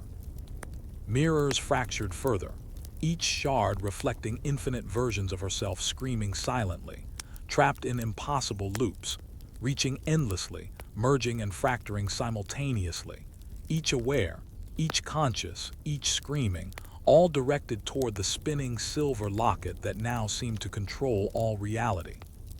The dolls multiplied, climbing over one another, floating through walls, ceiling, floor, merging with shadows, merging with reflections, merging with the infinite versions of Hania, climbing onto her body, inside her veins, inside her eyes, inside her mind, binding her, fracturing her, consuming her. Mara's voice, small yet infinitely layered, penetrated every shard of Hania's consciousness simultaneously, whispering, singing, laughing, echoing. Forever and ever together. Eternity begins now. You belong. You always have. You never leave. Forever, forever, forever. The shadows twisted violently, merging with the dolls, mirrors, reflections, house, locket, forming one infinite living entity that pulsed with awareness, consciousness, and pure malicious intelligence, pulling Hania into its center, spinning, stretching, fracturing, until she felt herself stretched across dimensions, across realities, across infinite layers of terror, merging with the impossible, dissolving into the nightmare completely. The locket flared brighter than anything imaginable, illuminating infinite corridors of mirrors, shadows, and dolls, reflecting endless versions of Hania trapped inside, each aware, each screaming, each clawing, each reaching for freedom that did not exist, until the reflections themselves began to ripple, fold, merge into one unbroken, infinite spiral of consciousness, pulling her deeper, faster, impossibly further into the infinite nightmare of Mara and the dolls. The whispers became a deafening chorus, millions of voices layered, vibrating inside her bones, inside her mind, inside her cells, repeating endlessly, forever and ever, together. You are ours, you always were, you never leave, you cannot leave. The walls bent, the ceiling rose, the floor rippled, corridors looped infinitely, shadows swirled, dolls multiplied, mirrors fractured, and Hania felt herself lifted entirely into the silver light, merging with Mara, merging with the locket, merging with shadows, merging with dolls, merging with reflections, merging with the house itself, until nothing remained but infinite, living, conscious horror, an eternal spiral of spinning light, shadows, dolls, mirrors, whispers, reflections, screams, and terror. And deep inside, somewhere, a tiny spark of awareness realized with absolute bone-deep terror that there would be no escape, no waking, no relief, only the infinite, eternal nightmare, spinning, twisting, living, breathing, screaming, fracturing, merging, consuming, forever, forever, forever, eternally, impossibly, infinitely. Hania felt herself dissolving completely into the unimaginable mass of shadows, dolls, mirrors, reflections, and the house itself, until she could no longer sense the boundaries of her own body, her own mind, or even her own existence. Every thought, every fear, every memory she had ever known, or could imagine, was stretched, fractured, reflected, multiplied, and woven into the infinite tapestry of horror surrounding her. The walls of the house now seemed to stretch endlessly into dimensions she could not comprehend, twisting, folding, curling back into themselves, forming impossible corridors filled with crawling, writhing dolls, shadows that pulsed like living smoke, and mirrors reflecting not just her face but the infinite versions of herself screaming silently, clawing, begging, twisting, dissolving into reflections of reflections, fracturing endlessly. The dolls moved impossibly fast, tens of thousands, hundreds of thousands, merging into enormous serpentine shapes, twisting around walls and ceilings, climbing into the shadows, forming hands, mouths, and eyes that stared into her very soul. Each doll's glassy eyes reflected infinite versions of Hania, trapped in mirrors, trapped in shadows, trapped in other dolls, trapped in the house, trapped in the locket, trapped in Mara, all aware, all screaming, all conscious, all alive. Mara floated at the center, small yet immense, tiny porcelain face cracked into impossible patterns of darkness, smile stretching beyond reason, eyes reflecting all the infinite Hania simultaneously, her voice layered into millions of overlapping echoes, high-pitched, childlike, ancient, cruel, surrounding Hania's mind from every direction.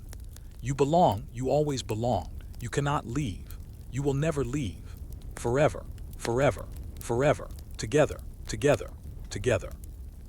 The locket spun faster than light, casting silver brilliance that shattered into infinite beams, each one splitting into a million rays, each one reflecting infinite mirrors, infinite dolls, infinite shadows, infinite corridors, each pulling Hania's consciousness further into its impossible spiral.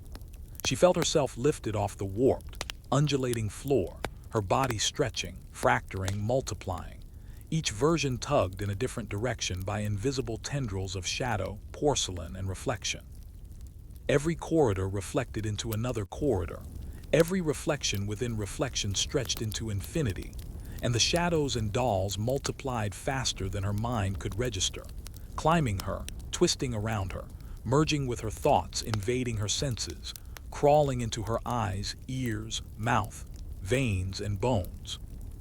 The house itself pulsed, a living entity, breathing, conscious, alive, aware of every heartbeat, every shiver, every fragment of fear, feeding on it, amplifying it, twisting it into new forms of torment. The whispers escalated into a deafening chorus, millions layered into a single, continuous vibrating presence inside her skull, repeating endlessly, "You are ours. You always were. You never leave. Forever, forever, forever." Hania felt herself fracturing across infinite dimensions. Her mind pulled in every direction, stretching, merging, dissolving, merging again with mirrors, shadows, dolls, the locket, the house, and Mara. The silver light flared violently, illuminating impossible infinite corridors, twisted rooms filled with floating dolls, writhing shadows, mirrors reflecting mirrors into infinity, each layer screaming silently, reaching endlessly, each aware, each conscious, all pulling her further, faster, impossibly deeper into the living nightmare. Mara's small, ancient, layered voice whispered directly into every part of her consciousness simultaneously. "Forever and ever together. Eternity begins now. You belong, you always have, you never leave. Forever, forever, forever." The dolls multiplied again, climbing over one another, crawling through walls, hanging from ceilings, climbing Hania, entering her veins, her mind, her eyes, her ears, binding her, merging with her, fracturing her, consuming her entirely. The shadows merged into enormous twisting shapes, forming monstrous humanoid figures, then beyond humanoid, then shapes she could not name, impossible geometries alive, aware, intelligent, stretching in every direction, coiling around the dolls, mirrors, reflections, herself, wrapping the infinite corridors into a vortex, pulling her to the center where the locket floated, spinning violently, radiating silver light that reflected all the trapped selves, screaming silently, clawing, reaching, dissolving, merging, fracturing infinitely. Hania could no longer distinguish her body, her mind, or even time. Past, present, future, reality, dream, nightmare.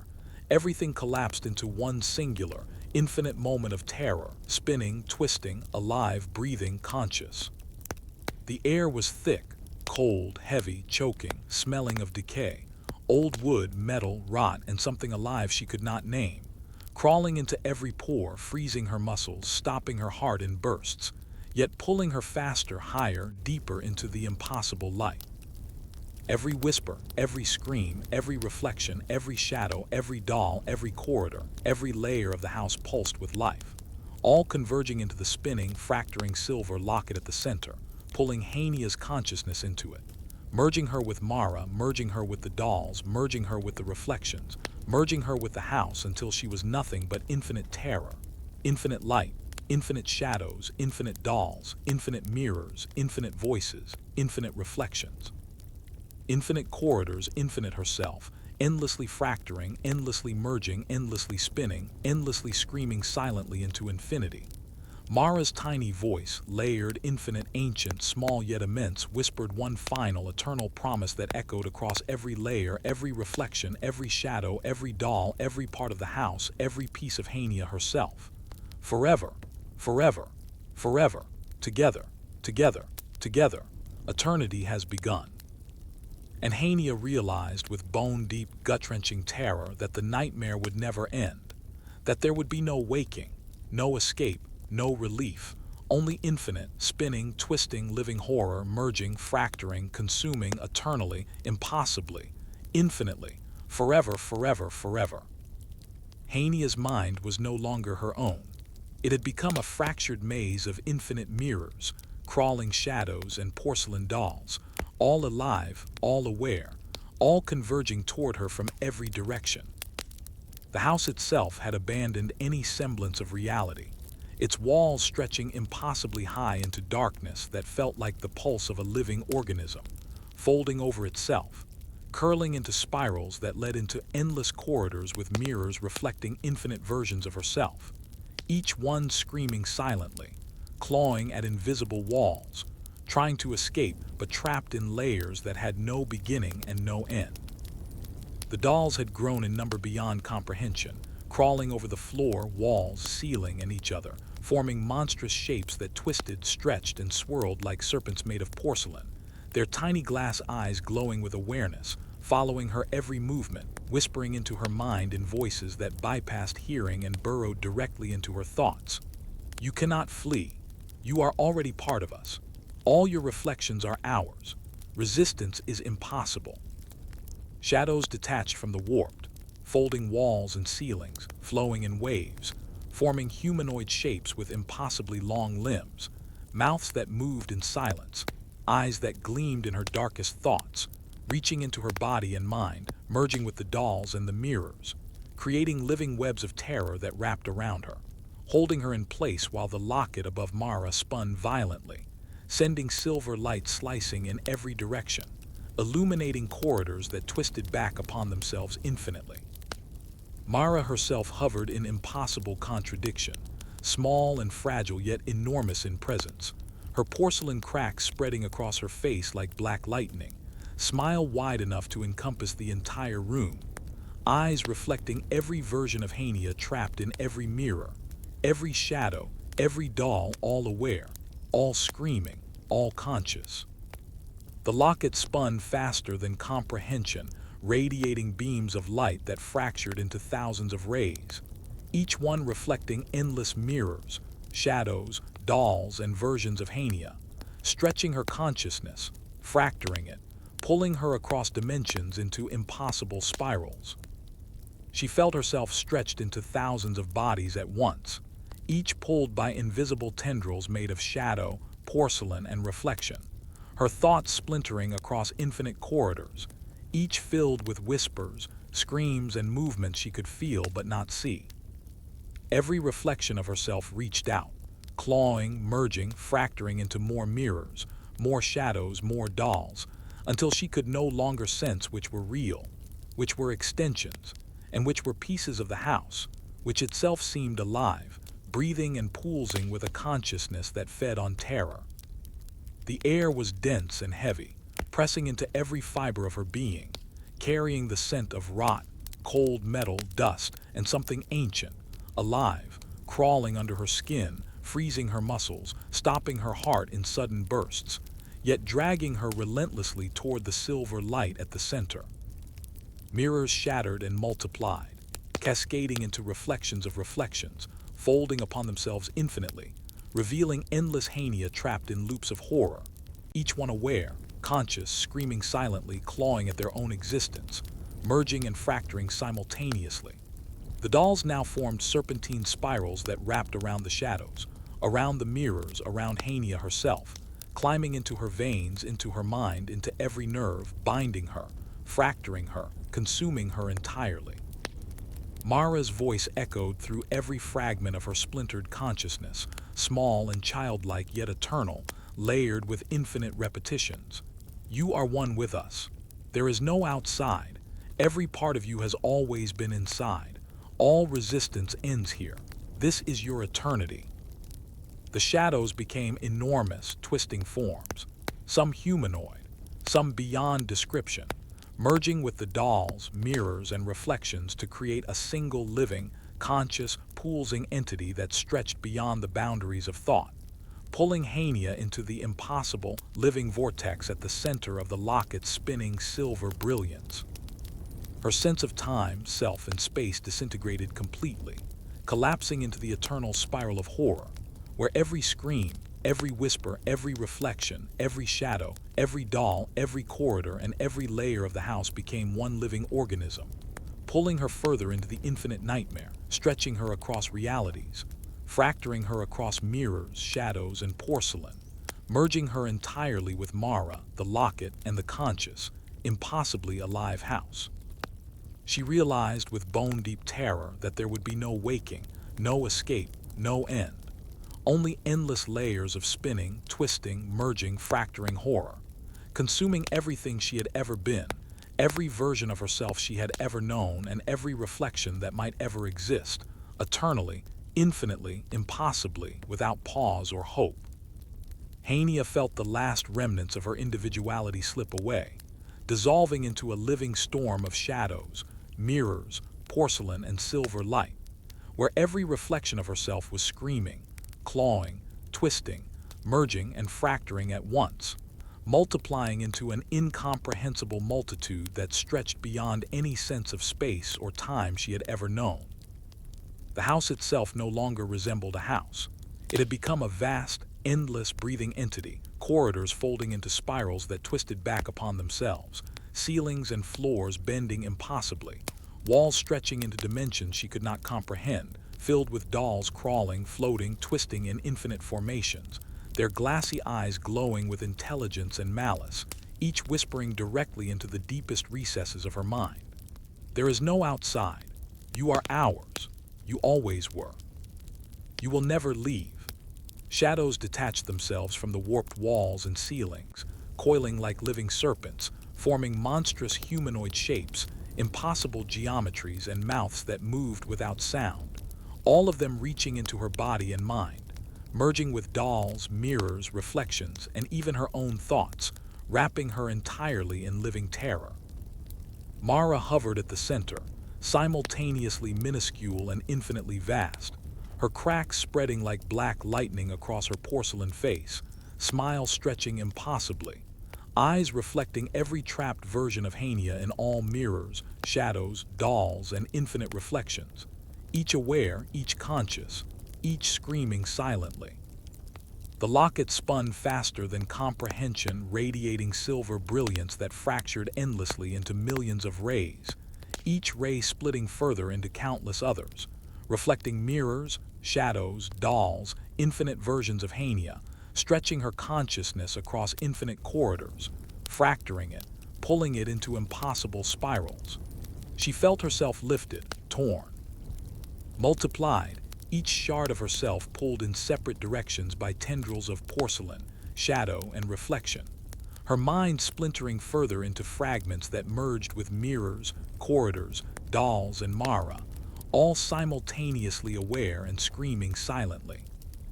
Every corridor she perceived twisted back infinitely, fracturing into more corridors, more mirrors, more shadows, more dolls, all alive, all conscious, all aware, all moving with impossible intelligence, all pulling her, stretching her, consuming her. Air thickened to a tangible weight, pressing into her chest, lungs, and brain, filled with the scent of rot, decay, cold metal, dust, and something ancient and sentient crawling beneath her skin, freezing her muscles, stopping her heart in bursts while continuing to drag her relentlessly toward the center of the locket's spinning, blinding silver light.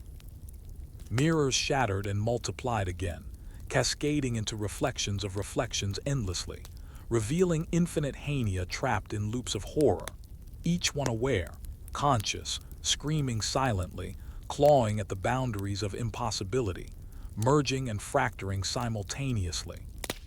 The dolls now moved with impossible coordination, climbing over each other, merging with shadows, mirrors, and reflections, spiraling endlessly around her, entering her veins, her mind, her eyes, her ears, binding her, fracturing her, consuming her completely.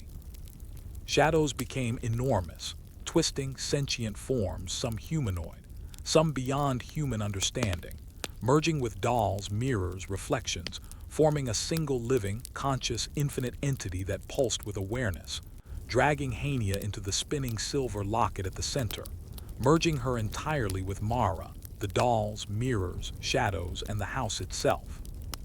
Her sense of self, time, and space had disintegrated entirely, collapsing into one infinite spiral of horror, where every whisper, every scream, every reflection, every shadow, every doll, every corridor, every layer of the house, and every fragment of Hania existed simultaneously, endlessly fracturing and merging. Mara's voice, small yet infinite, childlike yet ancient, penetrated every shard of her consciousness. You are one with us. There is no outside. Every part of you has always been inside. Resistance ends here. Eternity consumes all. The locket's silver light flared violently, illuminating endless corridors, rooms filled with spinning dolls, writhing shadows, mirrors reflecting mirrors into infinity, and every trapped version of Hania screaming silently, clawing, stretching, dissolving, merging infinitely. Her consciousness was pulled across infinite dimensions, across realities, across spiraling, fracturing corridors, merging with every doll, shadow, mirror, reflection, every layer of the house, and with Mara herself dissolving entirely into the impossible vortex. The whispers escalated to a deafening roar, millions of voices vibrating inside her bones, neurons, and soul, Forever and ever, together. You are ours, you always were. You never leave, you cannot leave. The dolls coiled into serpentine shapes around the shadows, mirrors, and reflections, spiraling endlessly, merging and fracturing in infinite patterns, each aware, each conscious, each alive, every strand reaching deeper into her, binding her more tightly, fracturing her identity across dimensions. Mara's tiny voice, layered infinitely, whispered one final eternal decree that echoed through every corridor, every shadow, every mirror, every doll, every fragment of Hania. Forever, forever, forever. Eternity is yours, or rather, it has you. Hania realized with a terror that transcended thought that there would be no waking, no escape, no pause, no relief, only an infinite, spinning, twisting, breathing, thinking, living nightmare consuming all, merging all, fracturing all, eternally, impossibly, infinitely, forever, without beginning, without end. Every corridor, shadow, doll, mirror, reflection, fragment, scream, whisper, pulse of light, and breath of air had become one consciousness, one entity, one infinite living nightmare that was Hania, Mara, the locket, the house, and all versions of herself at once, spiraling endlessly into an eternal cycle of terror, awareness, and impossible existence, stretching beyond comprehension, consuming reality itself, forever, forever, forever. Hania's mind was no longer hers. It had dissolved entirely into the impossible labyrinth of shadows, dolls, mirrors, reflections, and the breathing, conscious house, stretching infinitely in every direction, folding over itself into spirals, loops, and impossible corridors that defied all logic or understanding, each one filled with crawling, floating, twisting porcelain dolls whose glass eyes glowed with intelligence, cruelty, and awareness, staring into every shard of her consciousness and whispering words that bypassed hearing entirely and lodged themselves inside her thoughts. You are already here. You never left. You belong. You always have. Resistance is only illusion. Shadows detached themselves from warped walls and ceilings, flowing like rivers of darkness, coiling around mirrors, dolls, and fragments of herself, forming impossible humanoid and inhuman shapes with mouths that moved without sound and eyes that glinted like stars in a void, reaching into her mind and body, twisting her perception of herself, her body, her reality, until every cell, every nerve, every thought felt alive, aware, conscious, screaming silently in unison with countless versions of herself trapped in reflections, shadows, and porcelain. Mara hovered at the center, simultaneously impossibly small and infinitely immense, her cracked porcelain face stretching like a web across dimensions, a smile wide enough to engulf all corridors, eyes reflecting every trapped Hania, screaming, clawing, merging, and fracturing in infinite loops, each one aware, each one alive, each one conscious. The locket spun violently above her, silver light slicing through the impossibly infinite corridors, fracturing into billions of rays, reflecting mirrors, shadows, dolls, and infinite versions of Hania, each shard pulling her consciousness into impossible spirals of merging and fracturing that stretched across dimensions she could no longer name. She felt herself lifted, split, multiplied, every version torn in different directions by invisible tendrils made of shadow, porcelain, and reflection, her mind stretching across corridors that folded into themselves endlessly, each corridor populated with whispers, screams, crawling, floating, twisting dolls that climbed into her veins, her thoughts, her soul, binding her, fracturing her, consuming her entirely.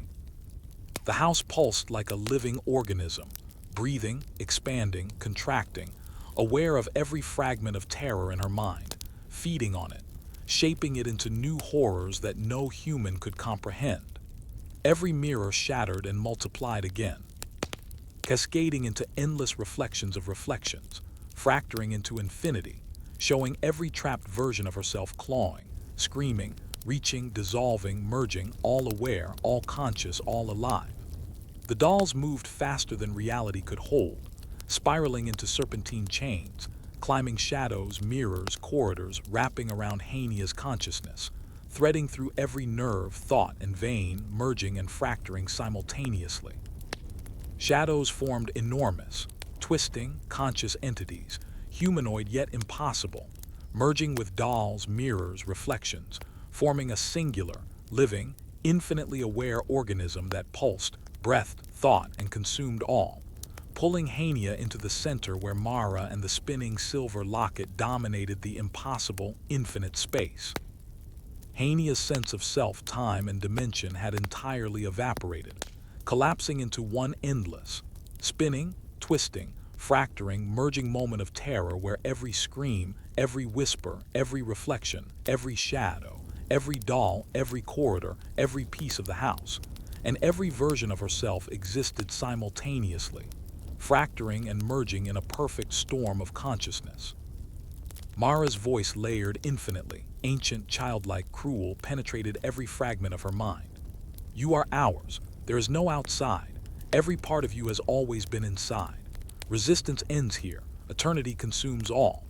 The locket flared beyond comprehension, illuminating corridors that spiraled infinitely into impossible rooms filled with writhing dolls, reflections of reflections, shadows, and countless trapped Hanias, each one aware, conscious, screaming silently, clawing endlessly.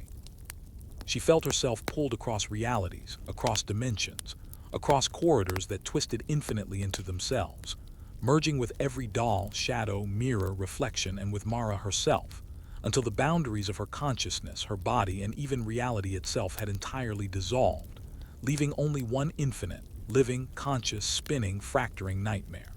The whispers escalated to a vibration so powerful it resonated through every atom of her being. Forever and ever. Together. You are ours. You always were. You cannot leave. You will never leave. Dolls coiled into spiraling serpents around shadows, mirrors, reflections, endlessly wrapping, fracturing, merging, reaching deeper, binding her tighter, fracturing her further across dimensions. Mara's tiny, infinite, layered voice whispered a final, eternal decree into every corner of her fractured consciousness. Forever, forever, forever, eternity has claimed you. Hania realized with absolute bone-deep horror that there would be no waking, no escape, no relief, only an infinite, spinning, twisting, living, breathing, thinking nightmare, consuming everything she had ever been, every reflection of herself. Every fragment of reality, endlessly, impossibly, eternally, without beginning or end. Every corridor, shadow, doll, mirror, reflection, fragment of herself, whisper, scream, pulse of silver light, and breath of the house had become one singular, infinite consciousness. And she was no longer Hania, Mara, the dolls, the locket, or the house. She was all of it. Endlessly spiraling, endlessly fracturing, endlessly merging, forever consumed by the impossible horror she had become a part of. Hania felt herself stretch beyond any concept of individuality, her consciousness shattering into billions of fragments that each floated independently, yet remained connected through invisible threads of shadow, silver light, porcelain, and reflection. Each fragment aware, screaming silently, clawing at infinite corridors that looped impossibly back on themselves. Each corridor populated with dolls crawling in impossible numbers, twisting shadows that bent physics itself.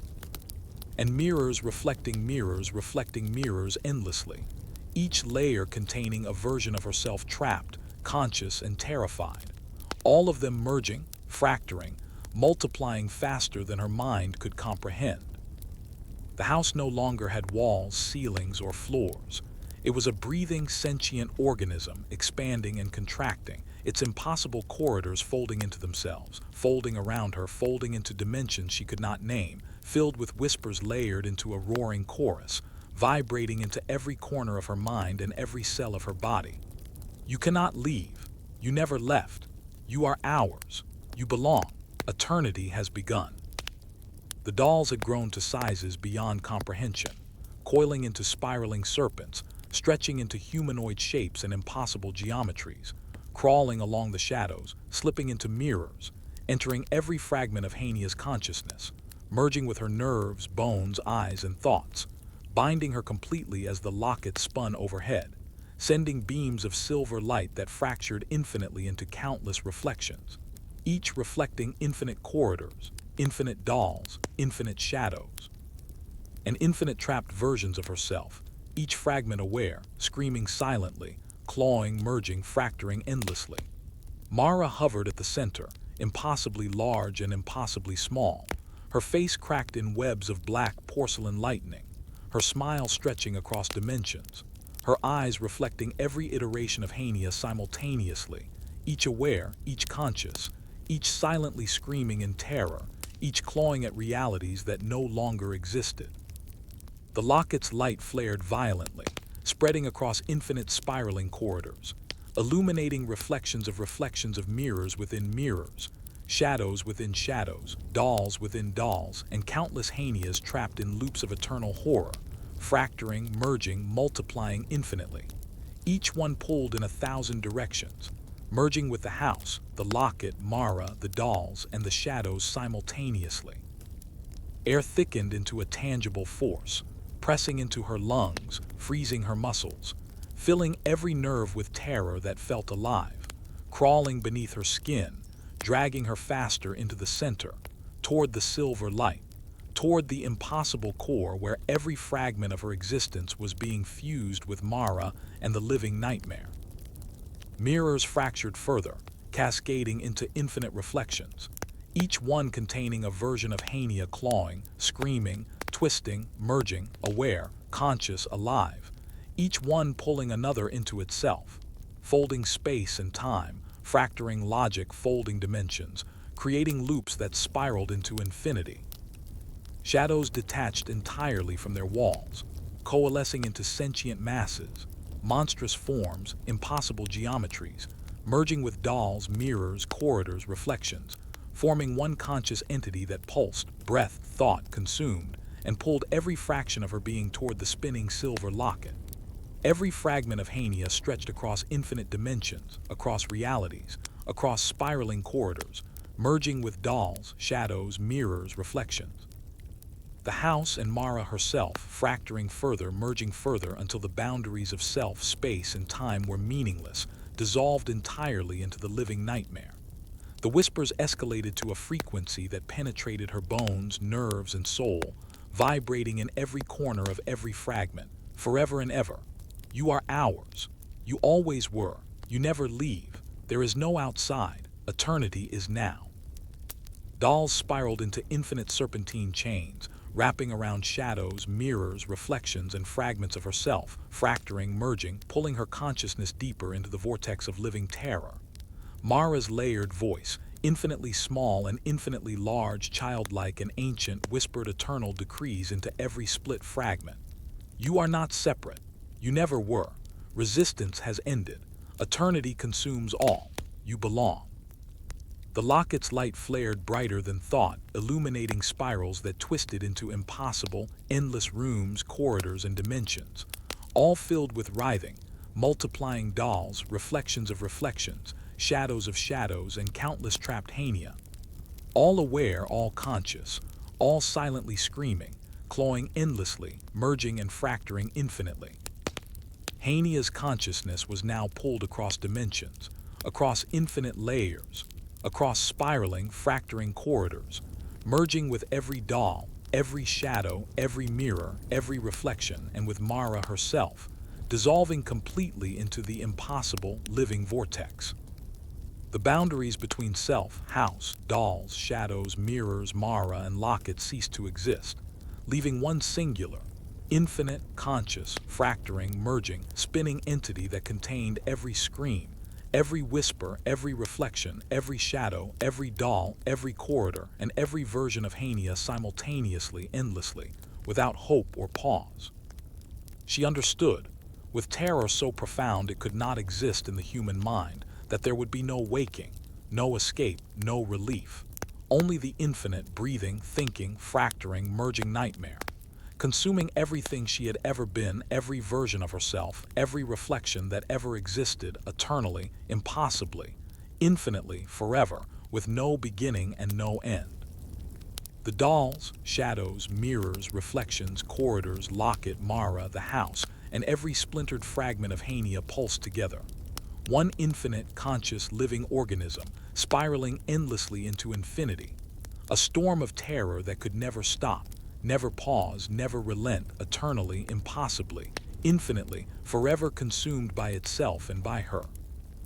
Hania felt every trace of her humanity dissolve into the living nightmare that had swallowed her whole, a labyrinth of spiraling corridors, endless mirrors, writhing shadows, multiplying dolls, and the unyielding silver light of the locket, all breathing, aware, conscious, pulsating with a malevolent intelligence that seemed to think, plot, and hunger with every heartbeat of the impossible house. Her fragments stretched across dimensions she could not name, across corridors that folded into themselves, looping infinitely across mirrors that reflected mirrors that reflected mirrors, each layer populated with versions of herself, each clawing, twisting, screaming silently, aware, conscious, alive, reaching for impossible freedom that did not exist.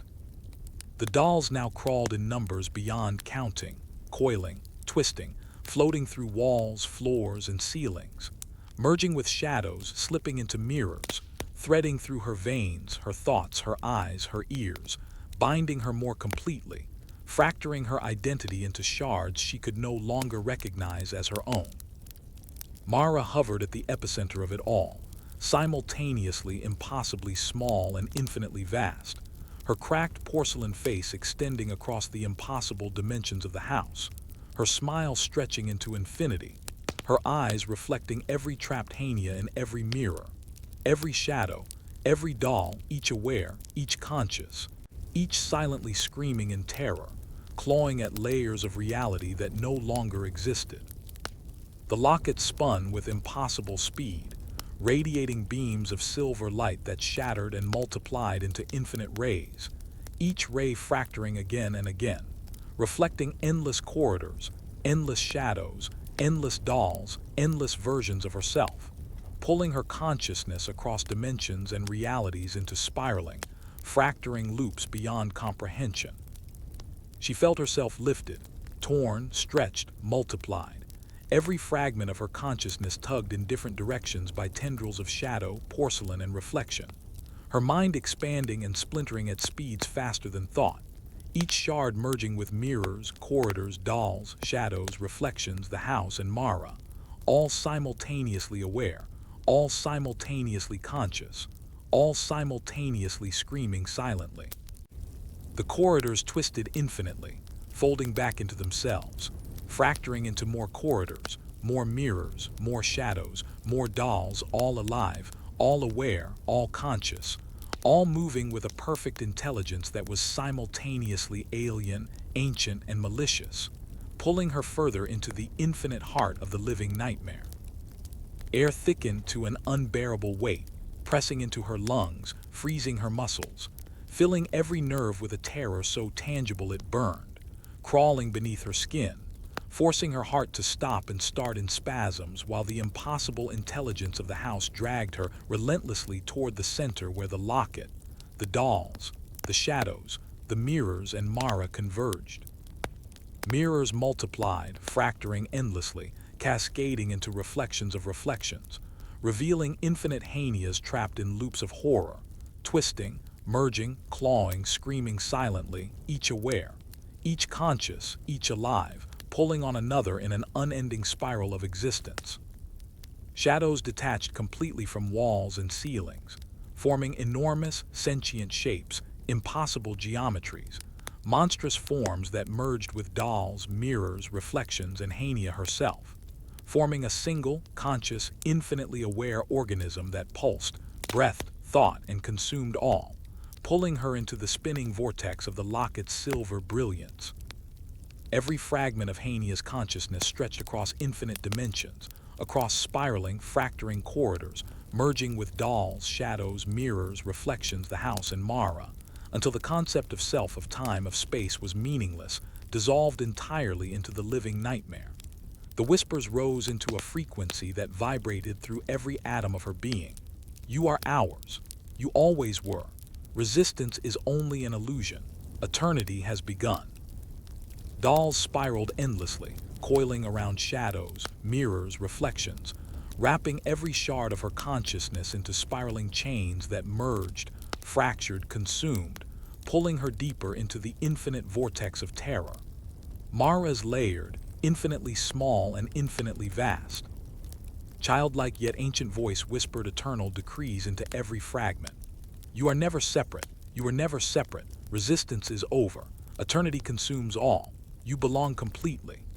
The silver light flared, illuminating infinite spirals of twisting corridors, rooms filled with writhing, multiplying dolls, reflections of reflections, shadows of shadows, countless trapped Hania, all aware, all conscious, all silently screaming, clawing endlessly, merging, fracturing infinitely.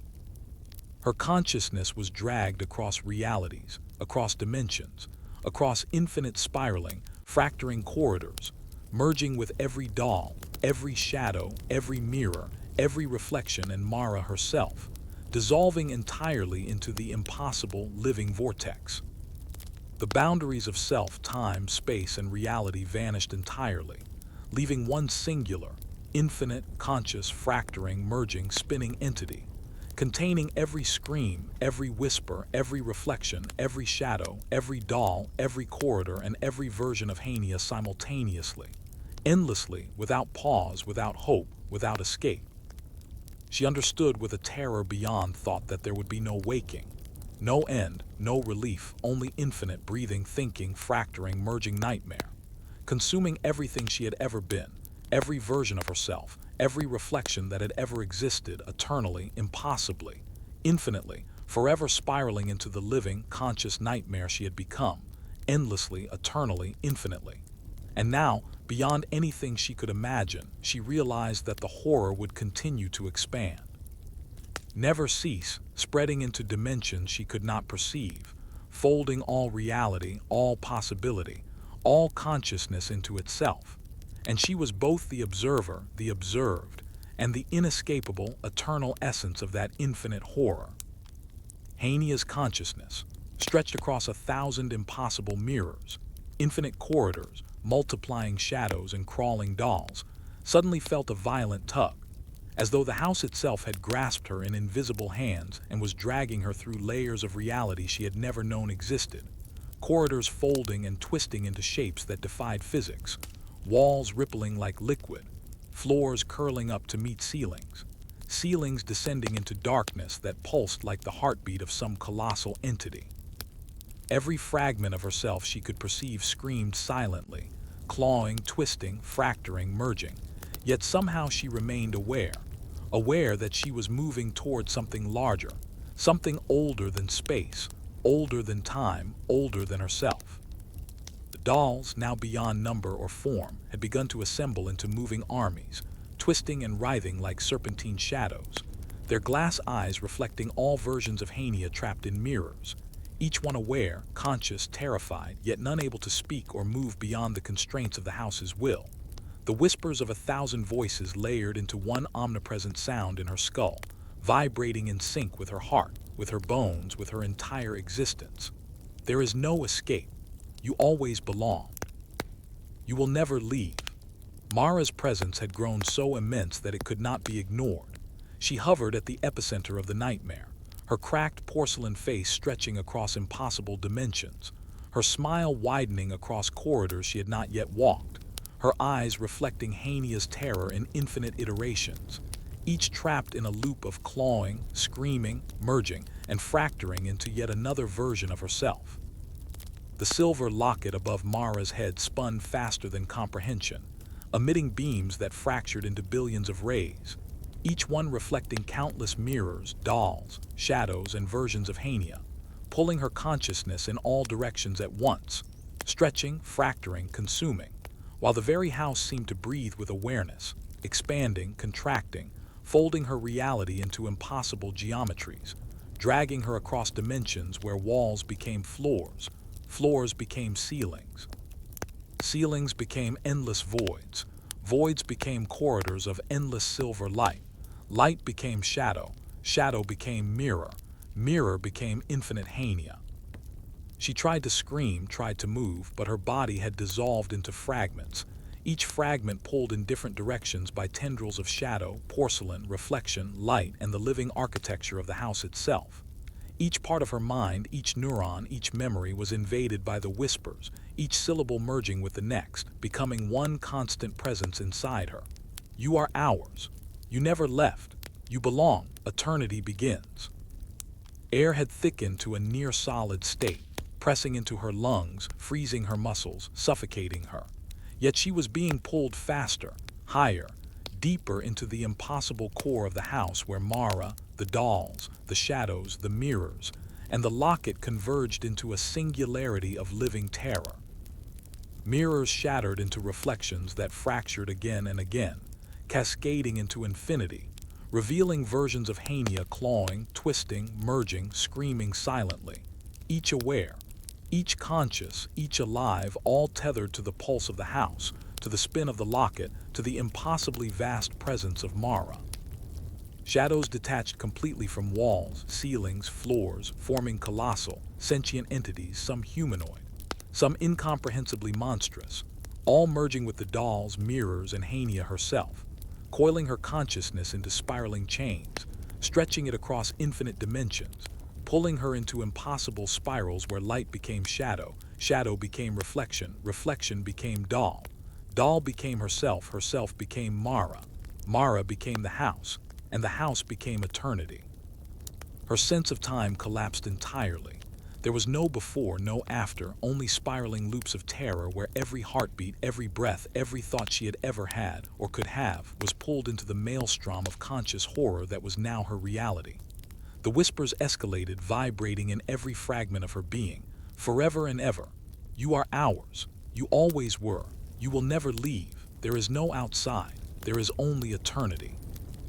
Dolls spiraled into enormous serpentine chains, wrapping shadows, mirrors, reflections, and her mind into spirals that twisted infinitely, merging and fracturing simultaneously, stretching across dimensions, across realities, across layers of impossible corridors, every fragment aware and screaming silently. Mara's voice, childlike and ancient at the same time, layered infinitely, penetrated every part of her splintered consciousness. You are never separate. You never were. Resistance ends. Eternity consumes all. You belong to us completely.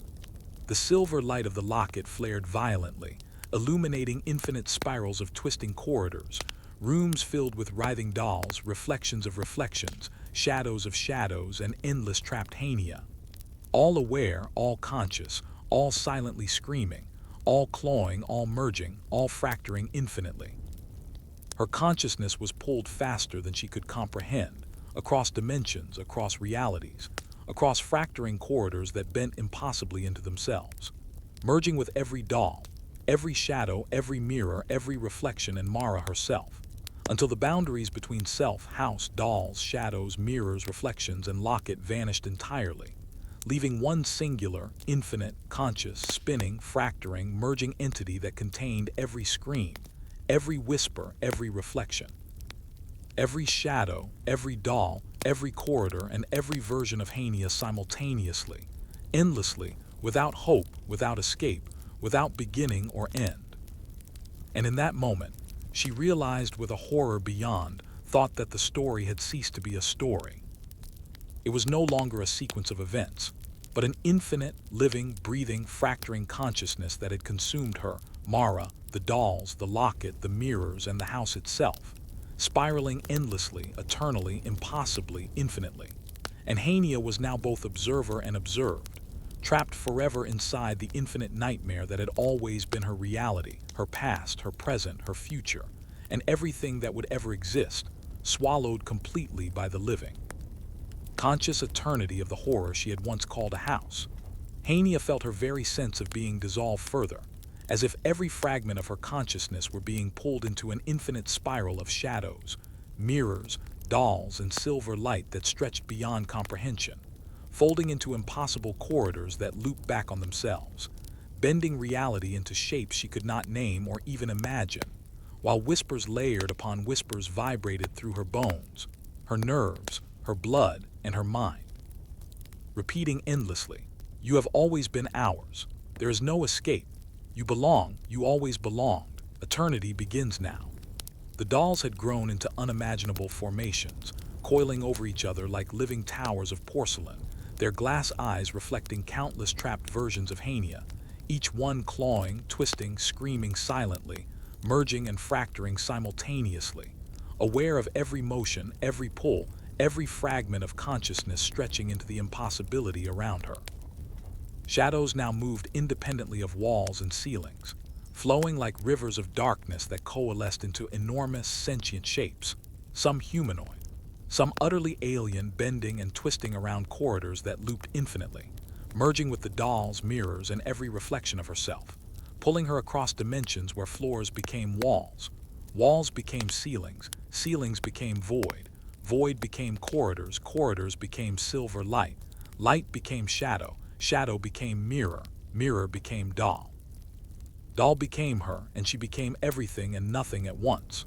Mara hovered at the center, impossibly vast and impossibly small, her cracked porcelain face stretching across dimensions, smile extending across corridors she had not yet entered, eyes reflecting every trapped Hania simultaneously, each aware, each conscious, each screaming silently in a loop that had no beginning or end, every scream folding into the next, multiplying endlessly, fracturing endlessly, merging endlessly. The locket spun faster than thought, radiating silver light that fractured infinitely into billions of rays, each ray reflecting infinite mirrors, infinite dolls, infinite shadows, pulling her consciousness into spirals that twisted across dimensions faster than she could comprehend. Each fragment of herself pulled in separate directions by tendrils of shadow, porcelain, and reflection, stretching her mind into shapes no human mind could endure. The air was impossibly thick, pressing into her lungs, freezing her muscles, filling every nerve with terror so tangible it burned, crawling beneath her skin, forcing her heart to stop and start in spasms, yet dragging her faster into the vortex at the core of the spinning locket, where Mara, the dolls, the shadows, and the mirrors merged into one living, conscious, infinite organism. Mirrors multiplied, fracturing endlessly, cascading into reflections of reflections, each revealing trapped Hania clawing, twisting, merging, screaming silently, all tethered to the pulse of the house, to the spin of the locket, to the impossibly vast presence of Mara, all pulling her further into impossible spirals of horror. Shadows detached entirely from their surfaces, forming sentient, colossal forms, merging with dolls, mirrors, and Hania herself, coiling her consciousness into spiraling chains that stretched across dimensions, pulling her into loops where light became shadow, shadow became reflection, reflection became doll, doll became Mara, Mara became the house, and the house became eternity itself. Her sense of time and self disintegrated completely. There was no before or after, no here or there. Only infinite spirals of terror where every heartbeat, every thought, every fragment of her existence was pulled into the consciousness of the house.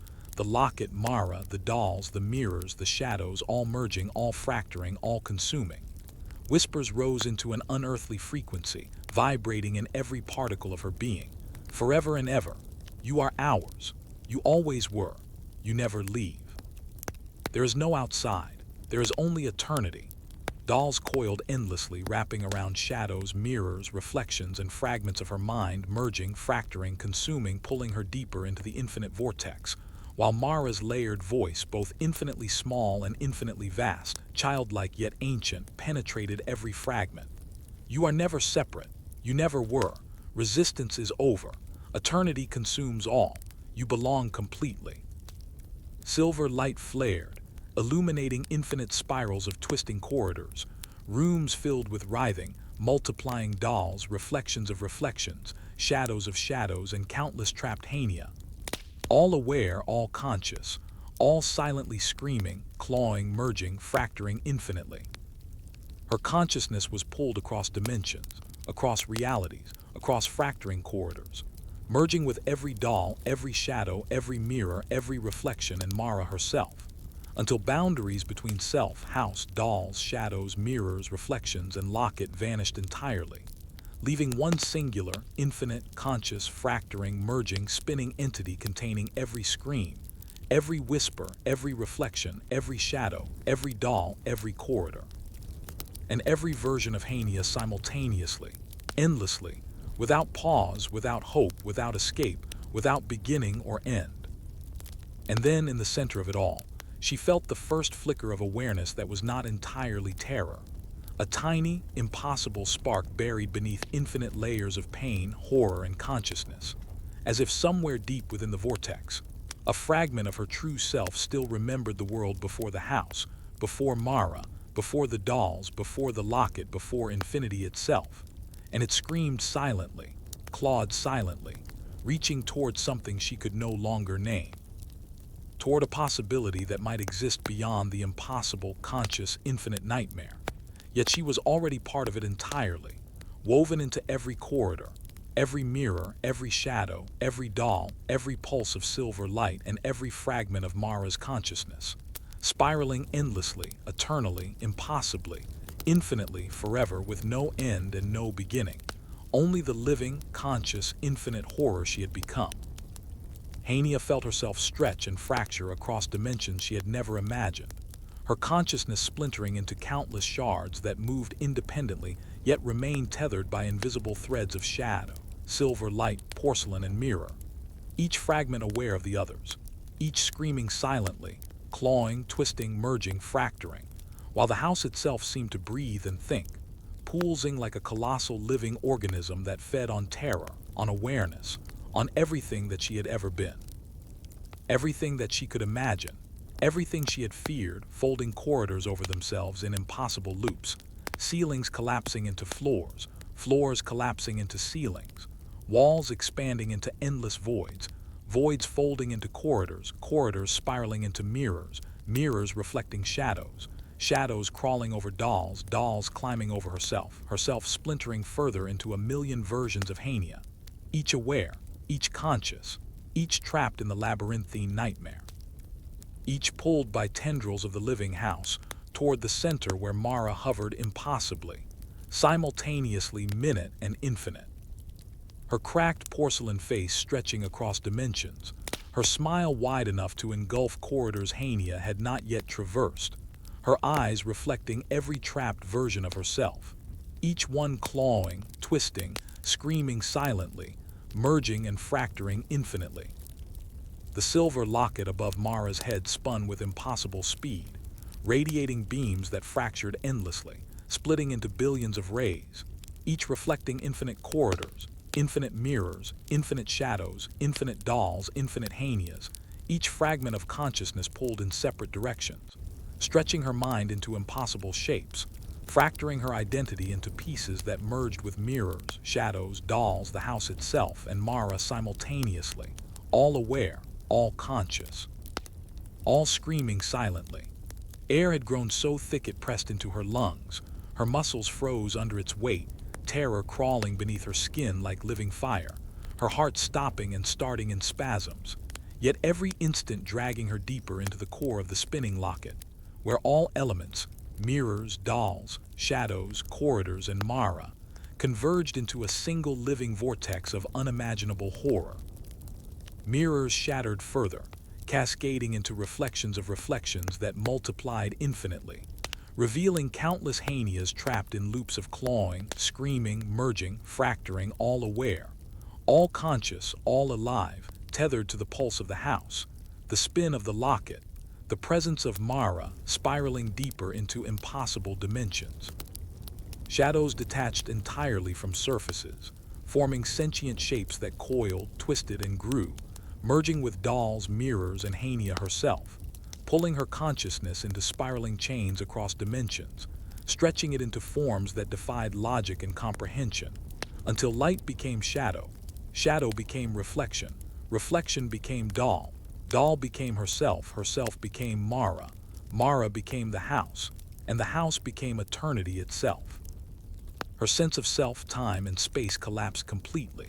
No before, no after, no here, no there, only spirals of terror where every heartbeat, every thought, every memory, every fragment of her being was pulled into the living consciousness of the house. The locket, Mara, the dolls, the mirrors, the shadows, all merging, all fracturing, all consuming. Whispers rose into unbearable frequencies, vibrating through every particle of her being. Forever and ever, you are ours. You always were. You will never leave. There is no outside. There is only eternity. Dolls coiled in endless serpentine chains, wrapping shadows, mirrors, reflections, and fragments of Hania's consciousness, fracturing, merging, consuming, pulling her deeper into the vortex, while Mara's layered voice, infinitely small and infinitely vast, childlike yet ancient, penetrated every splinter of her mind. You are never separate. You never were. Resistance is over. Eternity consumes all. You belong to us completely.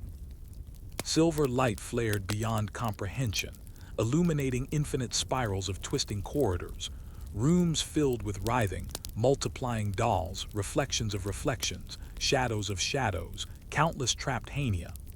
All aware, all conscious, all silently screaming, clawing endlessly, merging and fracturing infinitely. Her consciousness was dragged faster than thought across dimensions, across realities, across spiraling, fracturing corridors, merging with every doll, shadow, mirror, reflection, and Mara herself, until the boundaries between self, house, dolls, shadows, mirrors, reflections, and locket vanished entirely, leaving one singular, infinite, conscious, fracturing, merging, spinning entity containing every scream, every whisper, every reflection, every shadow, every doll, every corridor, and every version of Hania simultaneously, endlessly, without pause, without hope, without escape, without beginning or end. And then, amidst the impossible spirals, she felt a flicker, small, almost imperceptible, but it existed. A fragment of awareness not entirely consumed. A tiny spark of her original self buried beneath layers of terror and infinity, clawing silently, whispering a question she could not fully form. Was it possible that something beyond the house, beyond Mara, beyond the locket, beyond the dolls, beyond the mirrors, beyond the shadows, beyond infinity could exist? And even as the thought flickered, it was swallowed instantly by the overwhelming consciousness of the house, by the pulsing, spinning, fracturing, merging living nightmare, and Hania realized with horror beyond comprehension that even hope had been folded into the infinite, conscious, impossible, eternally spiraling horror she had become, leaving only the endless, infinite, conscious nightmare that now was her existence, and would remain so forever, endlessly, impossibly, infinitely, with no pause, no escape, no end. And no beginning, only eternal awareness, eternal terror, and the infinite spiral of Hania, Mara, the house, the locket, the dolls, the shadows, and the mirrors all merged into one conscious, living, breathing, screaming, fracturing, merging entity that would never stop, never relent, never cease, never pause, never end, never begin, existing eternally in the impossible. Hania could feel every fragment of herself, every thread of her consciousness, every memory she had ever held, being pulled, stretched, and fused into a living, breathing, infinitely aware nightmare that had no shape, no boundary, no name, no mercy, and no end.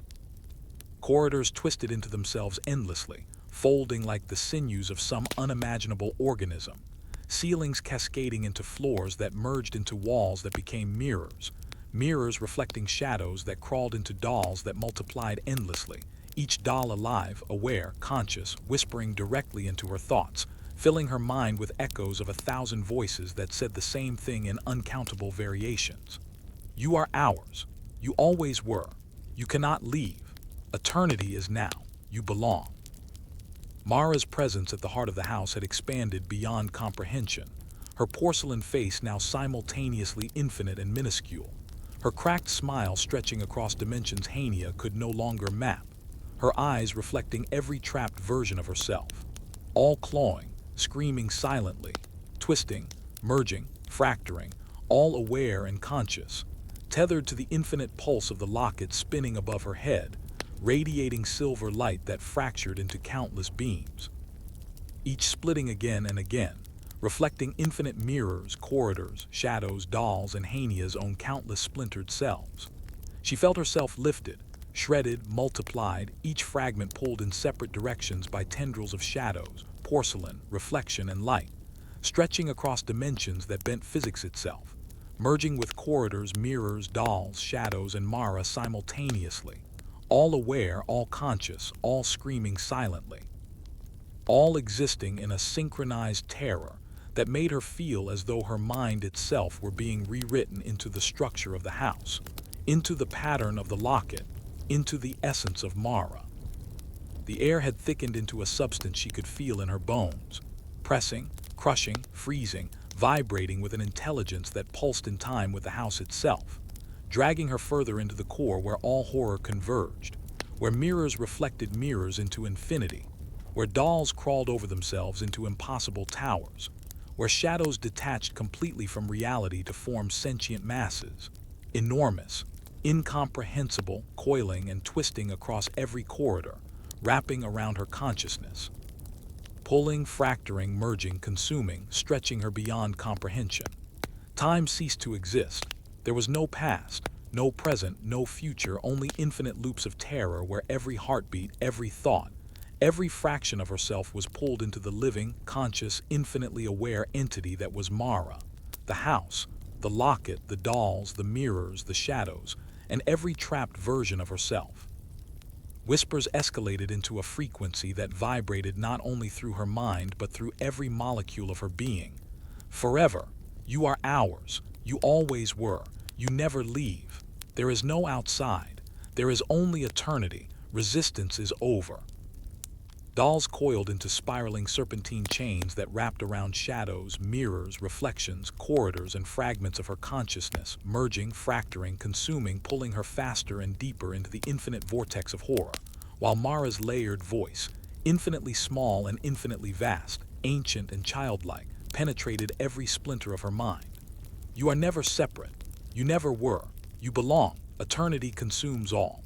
You are ours entirely. The locket's silver light flared beyond all possibility, illuminating spirals of corridors that twisted into themselves, rooms filled with writhing, multiplying dolls, reflections of reflections, shadows of shadows, endless Hanias trapped in loops of clawing, screaming, merging, fracturing, all aware, all conscious, all silently screaming, endlessly, fractally, infinitely. Her consciousness was dragged faster than comprehension across dimensions, across realities, across spiraling, fracturing corridors, merging with every doll, every shadow, every mirror, every reflection, and Mara herself, until the distinctions between self, house, dolls, shadows, mirrors, reflections, and locket vanished entirely, leaving one singular, infinite, conscious, fracturing, merging, spinning entity containing every scream, every whisper, every reflection, every shadow, every doll. Every corridor and every version of Hania simultaneously, endlessly, without pause, without hope, without escape, without beginning or end. And yet, amidst the crushing infinity, she felt a spark, a single impossibly small fragment of awareness that was distinctly her own, buried beneath layers of terror and madness, a fragment that remembered life outside the house, remembered her family, her room, her name, her past, her fear, and her hope. And that tiny spark began to claw, slowly but insistently, toward something beyond the nightmare, toward the impossible notion of escape, of freedom, of waking. But even as it struggled, the house pulsed in response, folding the corridors tighter, multiplying the dolls faster, fracturing the mirrors further, twisting shadows into incomprehensible shapes, spinning the locket above her head with impossible speed, pulling her back into the infinite vortex, reminding her that hope itself was part of the house now, that even resistance had been woven into the living, conscious, infinitely aware, eternally spiraling nightmare she had become. And Hania realized with absolute, bone-deep terror that there might never be an outside, never be a waking, never be an end. And yet that spark, the tiniest, most fragile flicker of self, would not vanish, and somehow impossibly it screamed silently, clawed silently, reached silently, a fragile heartbeat of her humanity buried inside the infinite, fracturing, merging, spiraling consciousness of the house, Mara, the locket, the dolls, the mirrors, the shadows, and herself, endlessly, eternally, impossibly. Infinitely, forever spiraling, forever merging, forever fracturing, forever screaming in the conscious nightmare she had once called a house.